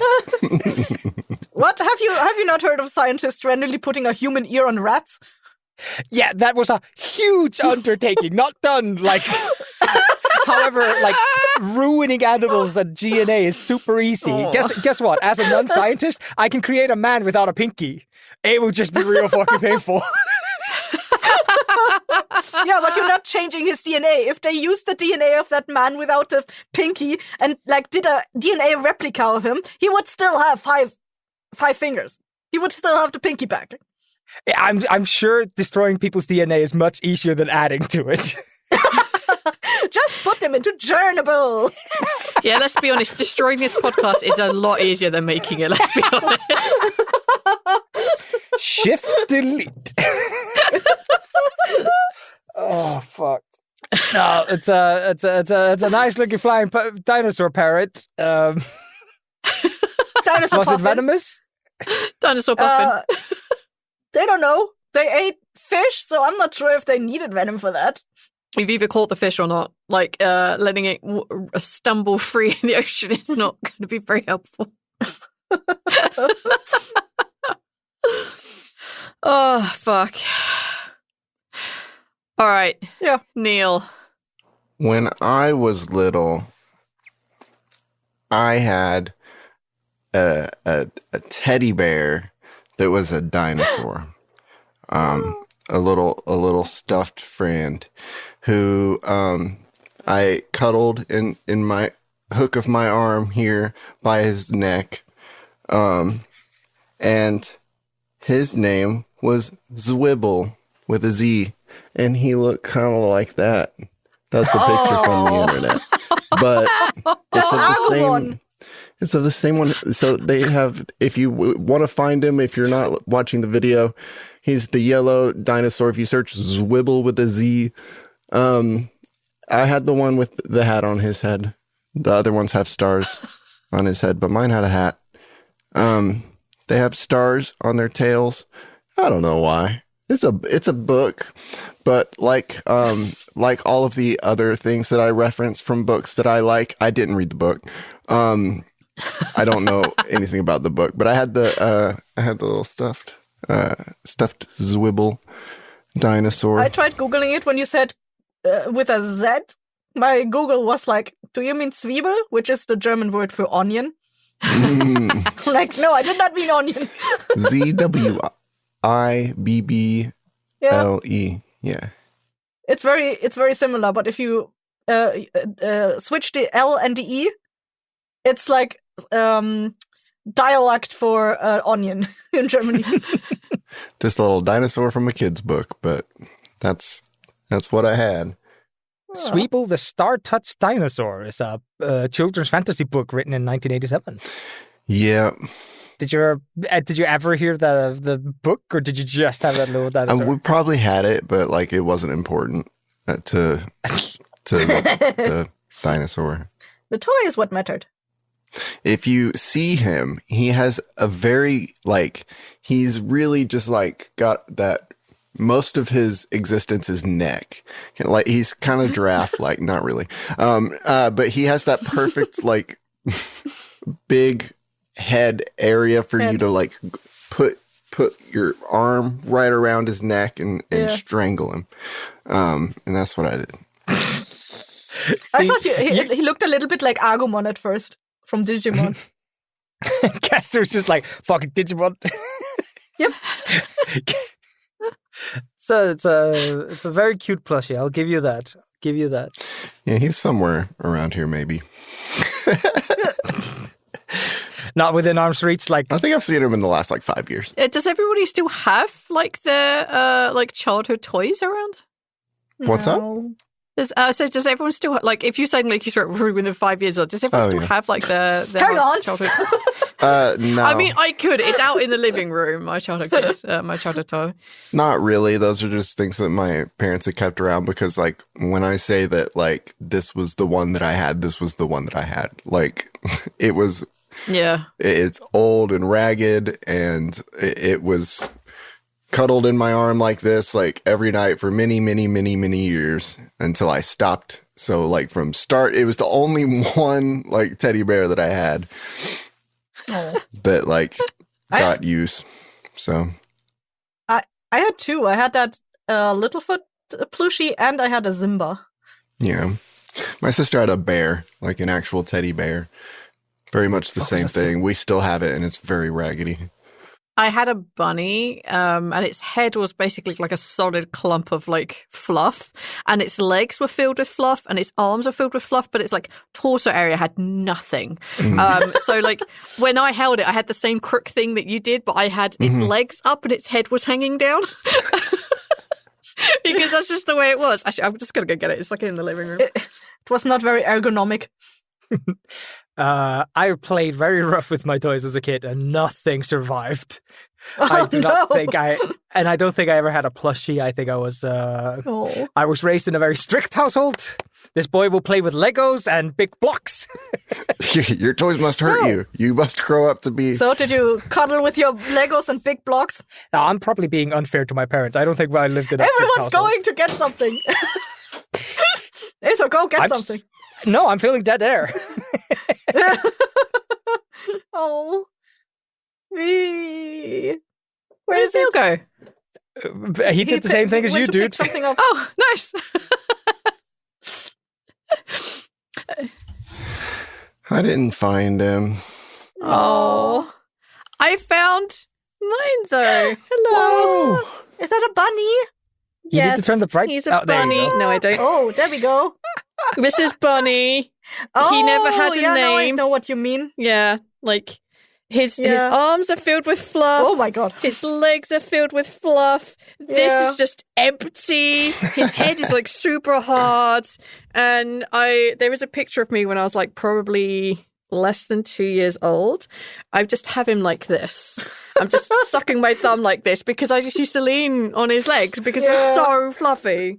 I brought him with me from the UK. He's one of very, very few things that I have. No. Hello. He never had a voice. He never had a name. The little fluffy thing, like lace around his neck, is like broke to shit. Oh my but it was God. always like that, and I don't know why. He now just lives on a shelf with a little hair clip in because it was really cool. It was one of the first things I got from Eyþór's grandparents. It's very cool. Oh. So he's going to sit with me while we continue. I didn't Continue find to him. play. He's somewhere around here probably.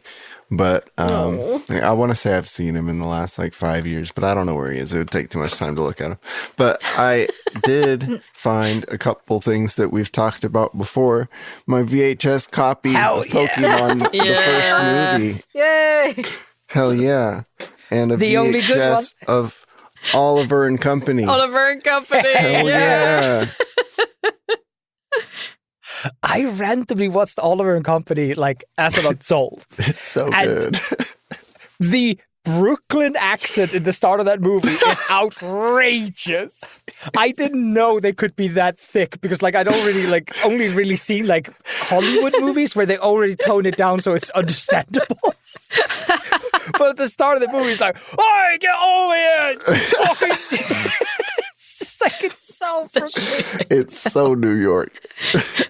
Oh, so good. I don't remember whose dinosaur we were on. We're on Kesser's flying dinosaur. I'm pretty sure. No, No, No, we did the puffin dinosaur. Swivel, this is Swivel We did Dibble. Swivel. Yeah. Yeah. and we're done with Swivel. Aw. Okay. Okay then, Eyþór. What is your number one spot? The one that should be in everybody's number one spot. It's the best dinosaur. It's the biggest Is dinosaur. it T-Rex? It is T-Rex, baby. Ah, hell, even He's not Barney the the biggest. dinosaur was a T-Rex, baby. T-Rexes are the best. I don't care that they have recently been in the last like 10 or 20 years, they've been categorized as a scavenger eater. Because apparently their hand got so small in the later years that they couldn't actually stand up, so there's no way they actually did real combat. They really just pushed away smaller creatures and ate their food.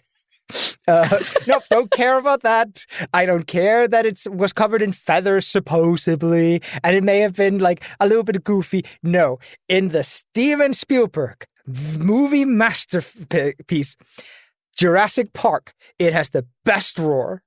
It has the best fucking scream.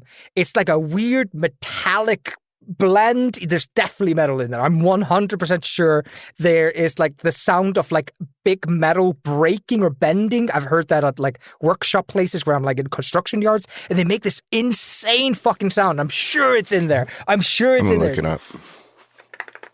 Best fucking sound. And it's such a cool fucking dinosaur. And its silly little T-Rex arms don't take away. You don't need arms when your mouth is the size of a fucking truck. You just bite the shit out of people and you win. Any argument ends with chomp. Chomp. That was the name of the baby T-Rex that they raised in Land Before Time, episode 2 or 3. His name was Chomper. T-Rexes are the best. And by the way, Neil's number 2, the dinosaur from his cartoon, T-Rex as well. Fuck yeah, T-Rex is the best. What was my cartoon?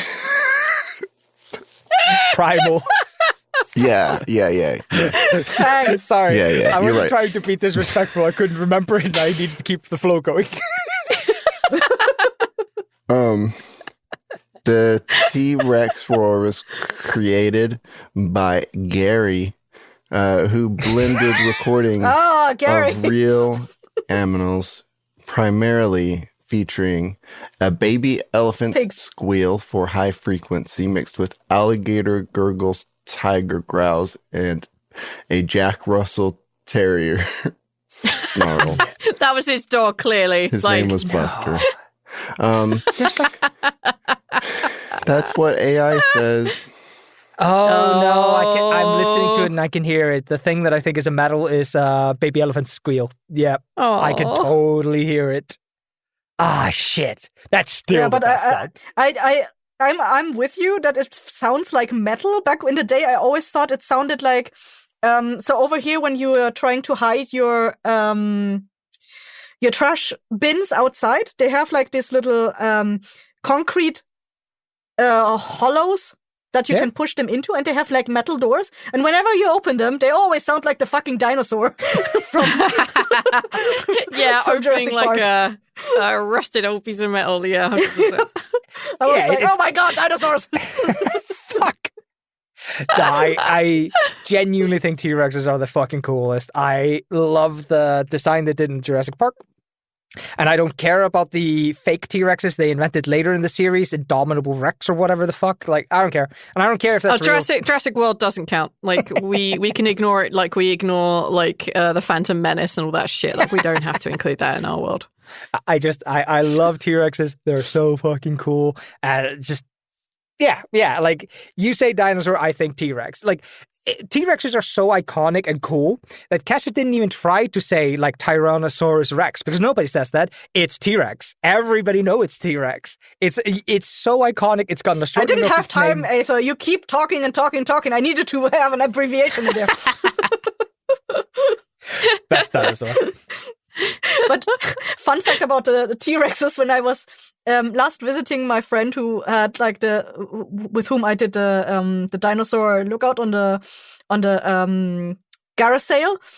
At some point, I noticed she had like glitter in her face, and I was like, pointing out to her, "Why do you have glitter in your face?" And she was like, "Oh, so my Christmas glitter T-Rex fell on my face." Why do you have a glitter Christmas? What Christmas T-Rex? Land Beyond Time Christmas movie confirmed.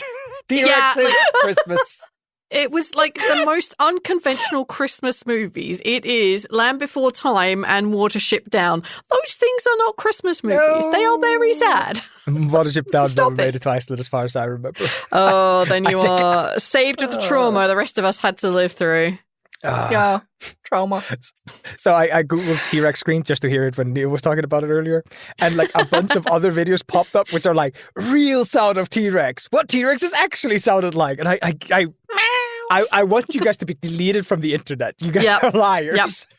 You have as much right to say they are real as the one from Jurassic Park. Nah, you have a good approximation, but it's probably not backed up by science because you're probably a YouTuber. Well, there is a YouTuber that I actually watched who backs up by science. They did like a series at some point what dinosaurs sounded like based on the fact that they had like larynxes and whatever, like birds. Yeah. And I don't remember exactly the context, but they did a rough recreation of what it sounded like I don't remember. It was one of those, the ones that have like this little massive horn on the back. Oh, the one with Do you know which one I'm talking about? I know the one. I don't remember. I think that's actually the one that Ducky is. Yeah. But there was a theory that the weird shaped crest that they have on their head is actually a resonance chamber that they use to amplify the sound that they're making. But like, I don't know how to phrase it differently, but like when I hear shit like that, I get that like facial reconstruction from skull feeling, which is like, yeah, like there's a science to like getting a skull and trying to rebuild the face that was underneath it, but it's such a hit and miss thing. I get that feeling of like you may nail like 3 out of every 10. I always laugh at the ones that are like, scientists recreated how Adam might have looked like. Based on what? On fucking what? You don't even have a skull, you numpty. I don't think you can reverse engineer this one, boys. Like, please stop. No, yeah, T-Rexes. They're just the best. They're the fucking like wrecking ball of the dinosaur world. They're just so fucking cool. Well, actually, there's the wrecking ball of the dinosaur world, the one that has like a genuine fucking ball at the end of its tail. Isn't that one? Oh, the Ankylosaurus. Ankylosaurus. I'm changing my name, my vote to Ankylosaurus. This is not a democracy, Eyþór. All right, fine. I'll put it in my honorable mentions. Fine. I'm up to. Am I up to 2? No, I'm just a single honorable mention. All right. My number 1 spot. I decided to take a leaf out of something we tried last time and the time before. This is more of a category of dinosaurs. Yay. And the category is Walking with Dinosaurs. Walking with Dinosaurs was a series that happened in 1999 by the BBC Earth kind of like contingents. And it was the most expensive documentary to be made. I think even still, because it cost £37,000 per minute. And it was 6 episodes of 30 minutes each. It took over £6 million to put this thing together. And what they did is, after the success of Jurassic Park, they realized that they could probably tell a more documentary style like story / like presentation of what dinosaurs were like. And rather than be like, they are the antagonists of this story. Like, no, just treat it like a nature documentary. Let's watch the Brachiosaurus go about doing their stuff. Let's watch a T-Rex versus a Triceratops, which is the most fucking metal shit thing I've ever seen. It's amazing. The graphics were pretty good. It was narrated by Kenneth Branagh, who is like a really prolific Shakespearean actor. He is like an actor. He's a thespian, and his voice is amazing on this documentary. And it was so good. And I remember watching this as a kid, thinking, "Holy shit, dinosaurs are awesome." And it was such a ground like breaking series for the time. It also led to other things like walking with cavemen, walking with monsters, walking with sea monsters. Like they had a lot more like, let's bring these things to life. It was a little bit slated because some of their scientific facts weren't facts, and they didn't exactly say when they were taking creative liberties and when they weren't, but it was still like an incredible series for its time, and it was so good. And I have such fond memories of watching this. I remember there being like a very big scary dinosaur that was like huge and wasn't the T-Rex, but it was like a T-Rex, and it like we were following it in the nature documentary style, and it reaches down with its giant mouth and picks up like a tiny dinosaur, and you're like, oh no, the tiny dinosaur. And it ends up being this tiny dinosaur was actually its baby, and it was just taking it back to the other baby dinosaurs, and it was so cute. They revived the series in 2025 and basically used all the new information that has been learned and created like a new 6 episode documentary style thing in a very similar vein of like, here's a documentary. This is kind of treating it more like, we would do documentary for birds and shit. Except it was a little bit more story based and got a little bit slated compared to the original series. But it was slightly more factually true. And apart from the fact that I think this is my number 1 spot because I loved that documentary. When you talk about dinosaurs, it was one of the first things I remembered. It's just like the kind of like the way it opens is like it's a car driving down a road, and then the whole thing morphs and changes, and from that point you're properly in the documentary following these dinosaurs. It was very cool, and I have a lot of memory of that. But it also led to one of the greatest dinosaur / time travel show called Primeval. So when you said primal, my brain went, holy shit, it's the same thing. It's not. Primeval. It's about time anomalies in the UK, and they go forward in time and they go back in time. There's a bunch of fucking dinosaurs in it, and they're fighting a terrorist plot about time travel and dinosaurs. It's the most rad season of shit I have ever seen. It went downhill after like the 3rd season, but it was still pretty good. I really liked it, and that's my honorable mention dinosaurs.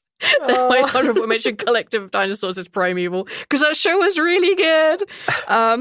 So yeah, that was that's my top collection of dinosaurs is Walking with Dinosaurs. I'm not entirely sure if I watched Walking with Dinosaurs, but I would assume so. Like there was a time period where I watched a lot of documentary style stuff in German, and like, of course they're gonna have a different title. So Yeah. I think I might have watched it at some point. I just don't like. I watched a lot of documentaries of dinosaurs a long time ago, and it could have been among them. I'm pretty sure it might have been. So, It's such a like I have such like good memories and like visuals from it. Like I was flicking through it today to make sure that I was like thinking about the correct series. I was wrong about the date. I thought it was much more modern. It wasn't. It was much older than I remember it being. But yeah, that was inspired by Jurassic Park because they had all these things. And like we could tell this amazing like nature documentary based on this, and then that led to one of like my favorite shows about time travel. It all loops back together. Yay! I genuinely think Walking with Dinosaurs is the thing that made me lose interest in dinosaurs after watching Jurassic Parks. It was a little bit more factual. I have a distinct memory of sitting down and somebody putting on like a dinosaur thing that was supposed to be exciting, and it was so fucking boring. And I never cared about dinosaurs again. I have genuinely had this memory. I wouldn't be surprised because it is very, not David Attenborough, but it is very nature documentary. And if you're young and you're not into that, then I can imagine it killing it completely. Also, remember, in English with Icelandic subtitles, I'm a kid who probably is not reading at subtitle speeds. So all I was watching were boring fucking dinosaurs eating leaves.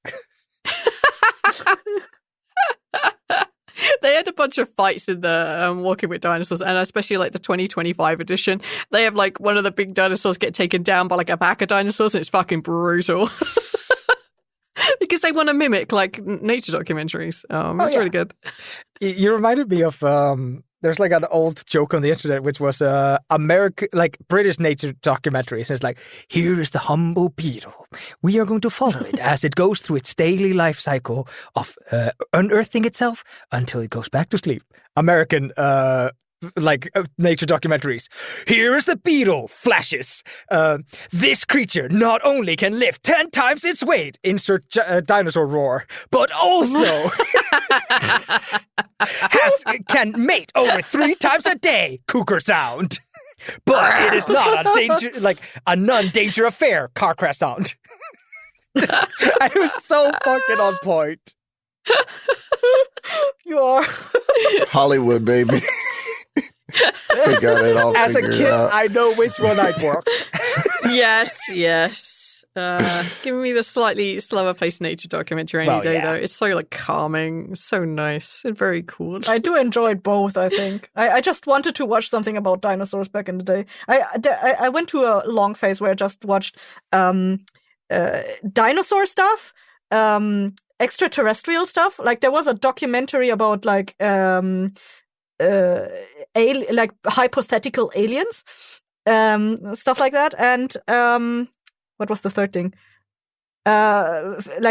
Dragons, scientific evidence of like how dragons could be real, stuff like that. Mm-hmm. Like I watched all the stuff that could be used as like world building material, basically inspiration. Yep.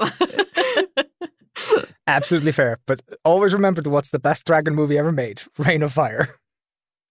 Nobody know that one? I remember it. It randomly came out. But I remember. It randomly came out in like 2006 or something like that.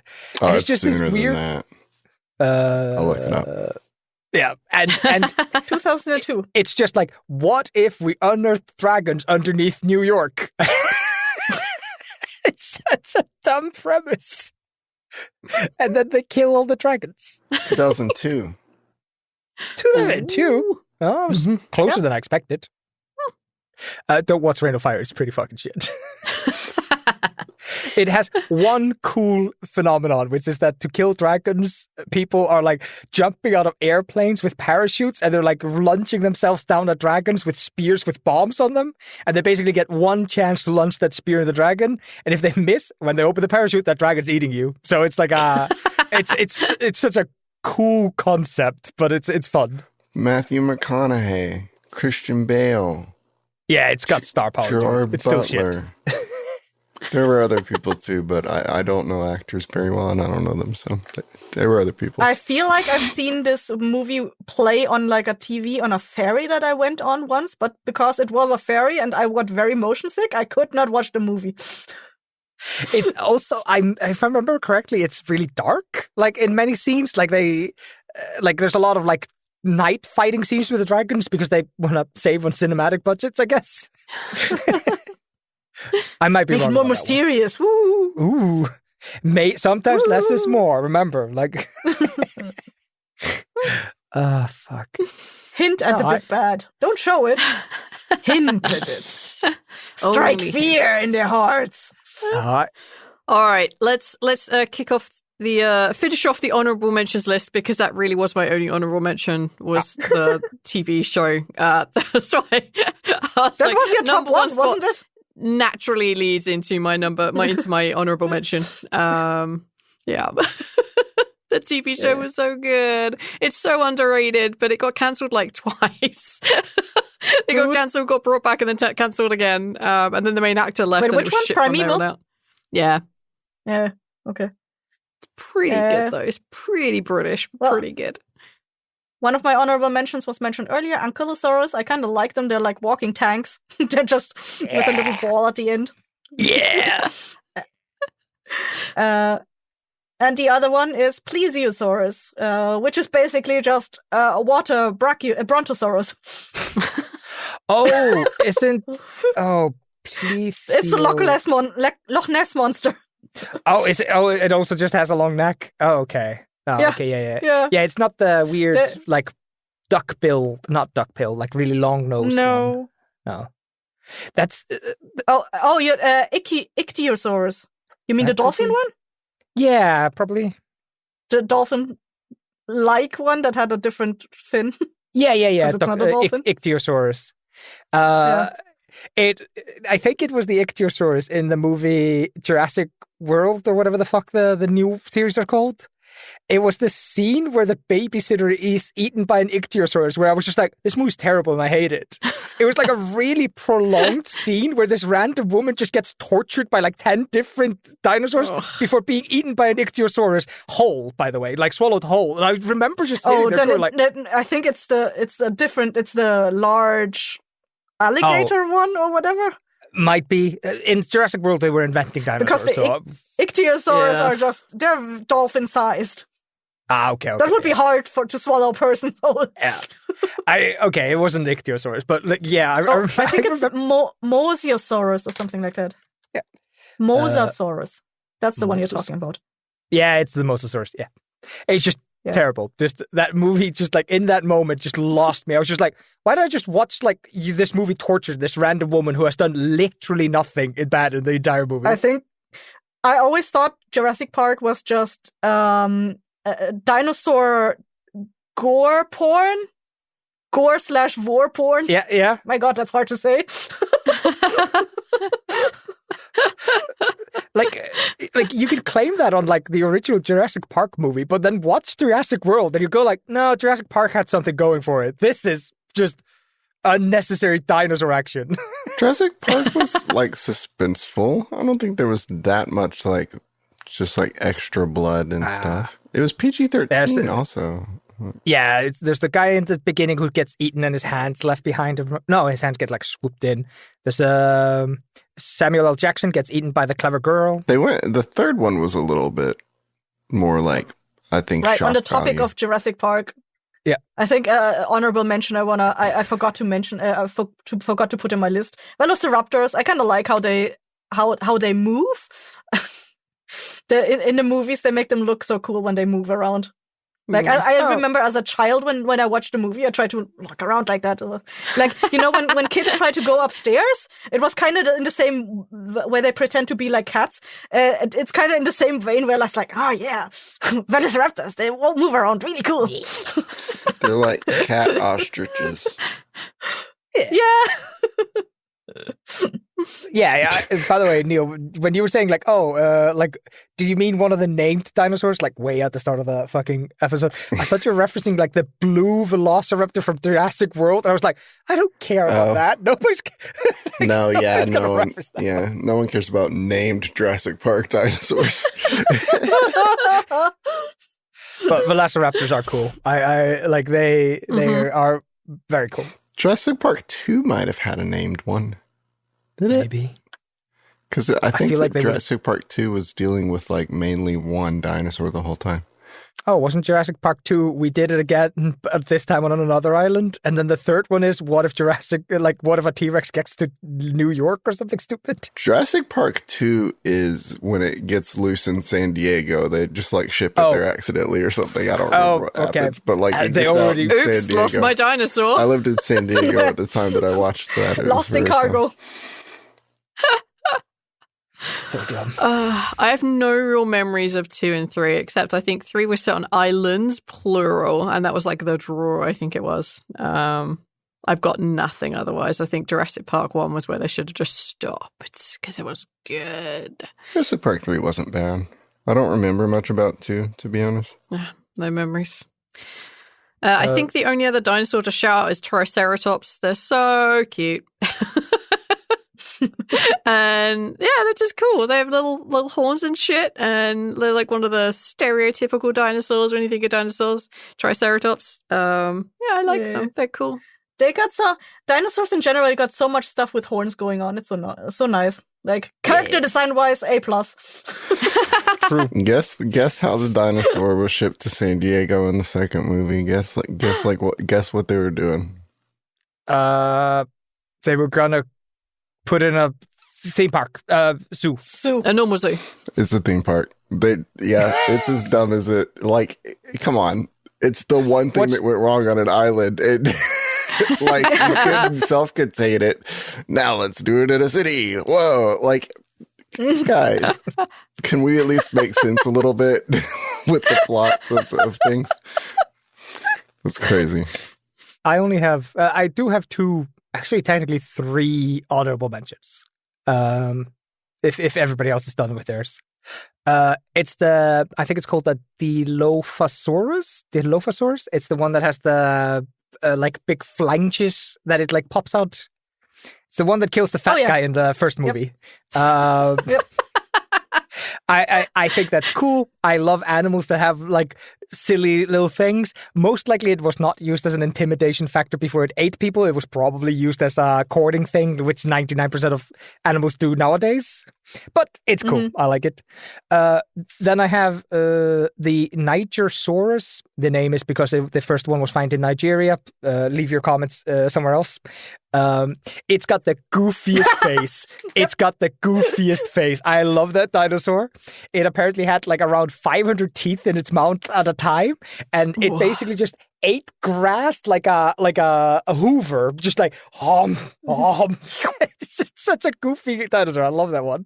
I just recently watched a documentary about like dinosaurs that were misunderstood because like they couldn't make sense of the fossils that they found, and they found one of those guys, and like it got hit in a really weird way at some point that its mouth folded upwards, so they thought like it had a 3-way mouth or something going on, and they couldn't make sense of it. And with like 500 like teeth? the top folded together at the bottom, like so they thought it was like a mouth going on, like. Oh, that's so funny. Oh, that must have made some real fucking cool pictures, because like I said, like this creature had like 500 teeth because like it had like a weird like way to eat. So I can imagine like cool ass fucking pictures of like 500 teeth, 3-way mouth dinosaur. It was the terror of the jungles. The aliens from Halo were just dinosaurs.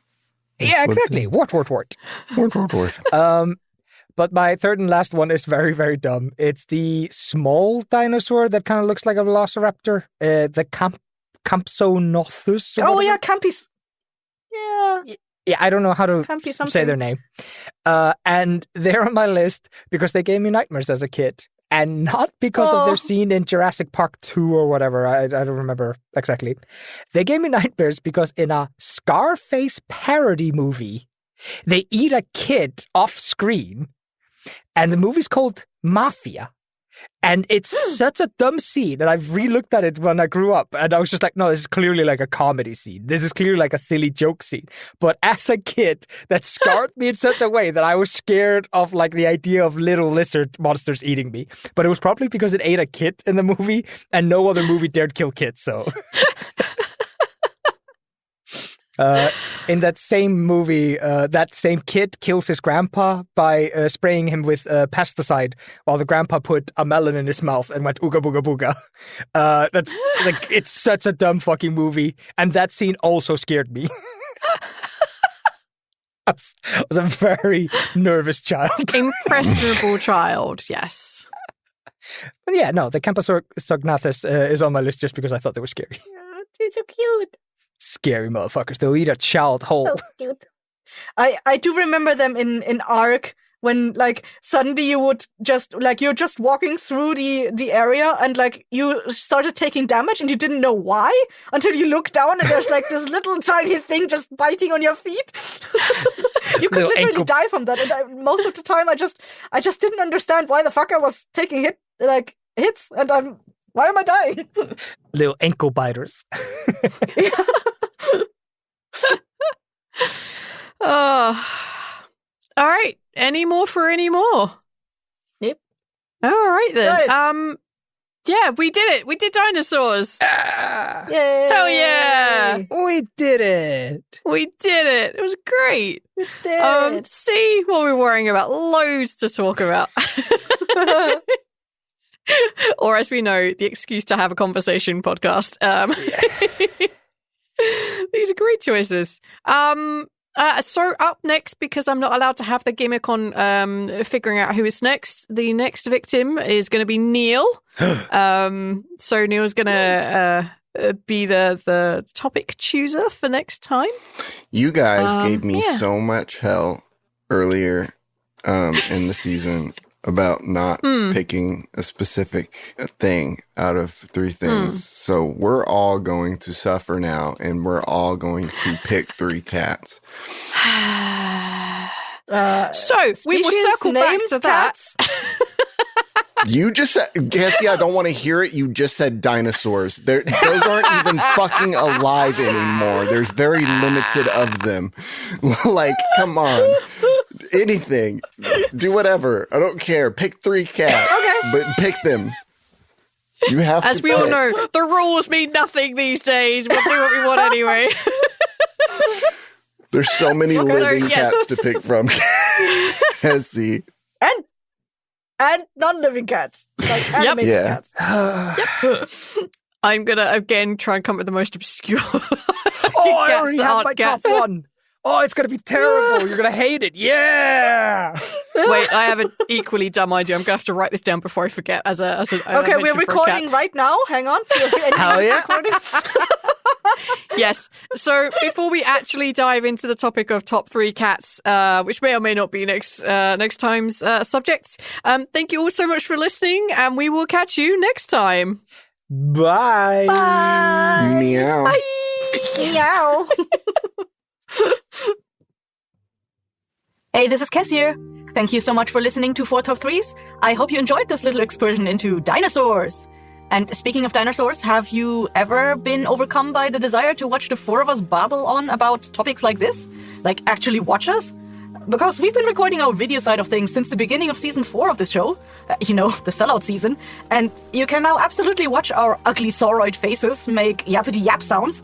They're all available on our Patreon. Patrons of tier $5 and up get access to our video recordings, among some other great bonus content. So get on patreon.com/Blighthouse. It really helps support us make great shows. Not like this one. This one's for free, but, other great shows like TLD and The Sprouting and Counterbalance and other secret projects, which you can also learn about on our Patreon. Anyway, you're about to hear an ad for Behind the Stories, which is a great new show that's just started up. And both Volanda and I have already been interviewed by Oscar, the host, so you might hear some familiar voices over there. Anyway, hear you in the next great episode of 4 Top 3s. Goodbye! In audio drama and actual play podcasts, every beat comes from choices. We talk to the writers, the voice actors, the game masters, the sound designers. A lot of Amdram directors don't know how to lead a cast through a script and actually analyse the script and work through it. I want to see someone cosplay my character. Shockingly, about 3 months later it happened. Their syntax does not match mine, or the grammar is going to make me flinch. I'm Oscar, and I'm on a podquest to understand what goes on to weave these amazing listening experiences, to learn what goes on behind the stories. Find Behind the Stories on the Anything Could Happen show, on video, on YouTube and Spotify, and in audio form on all your favourite podcast platforms.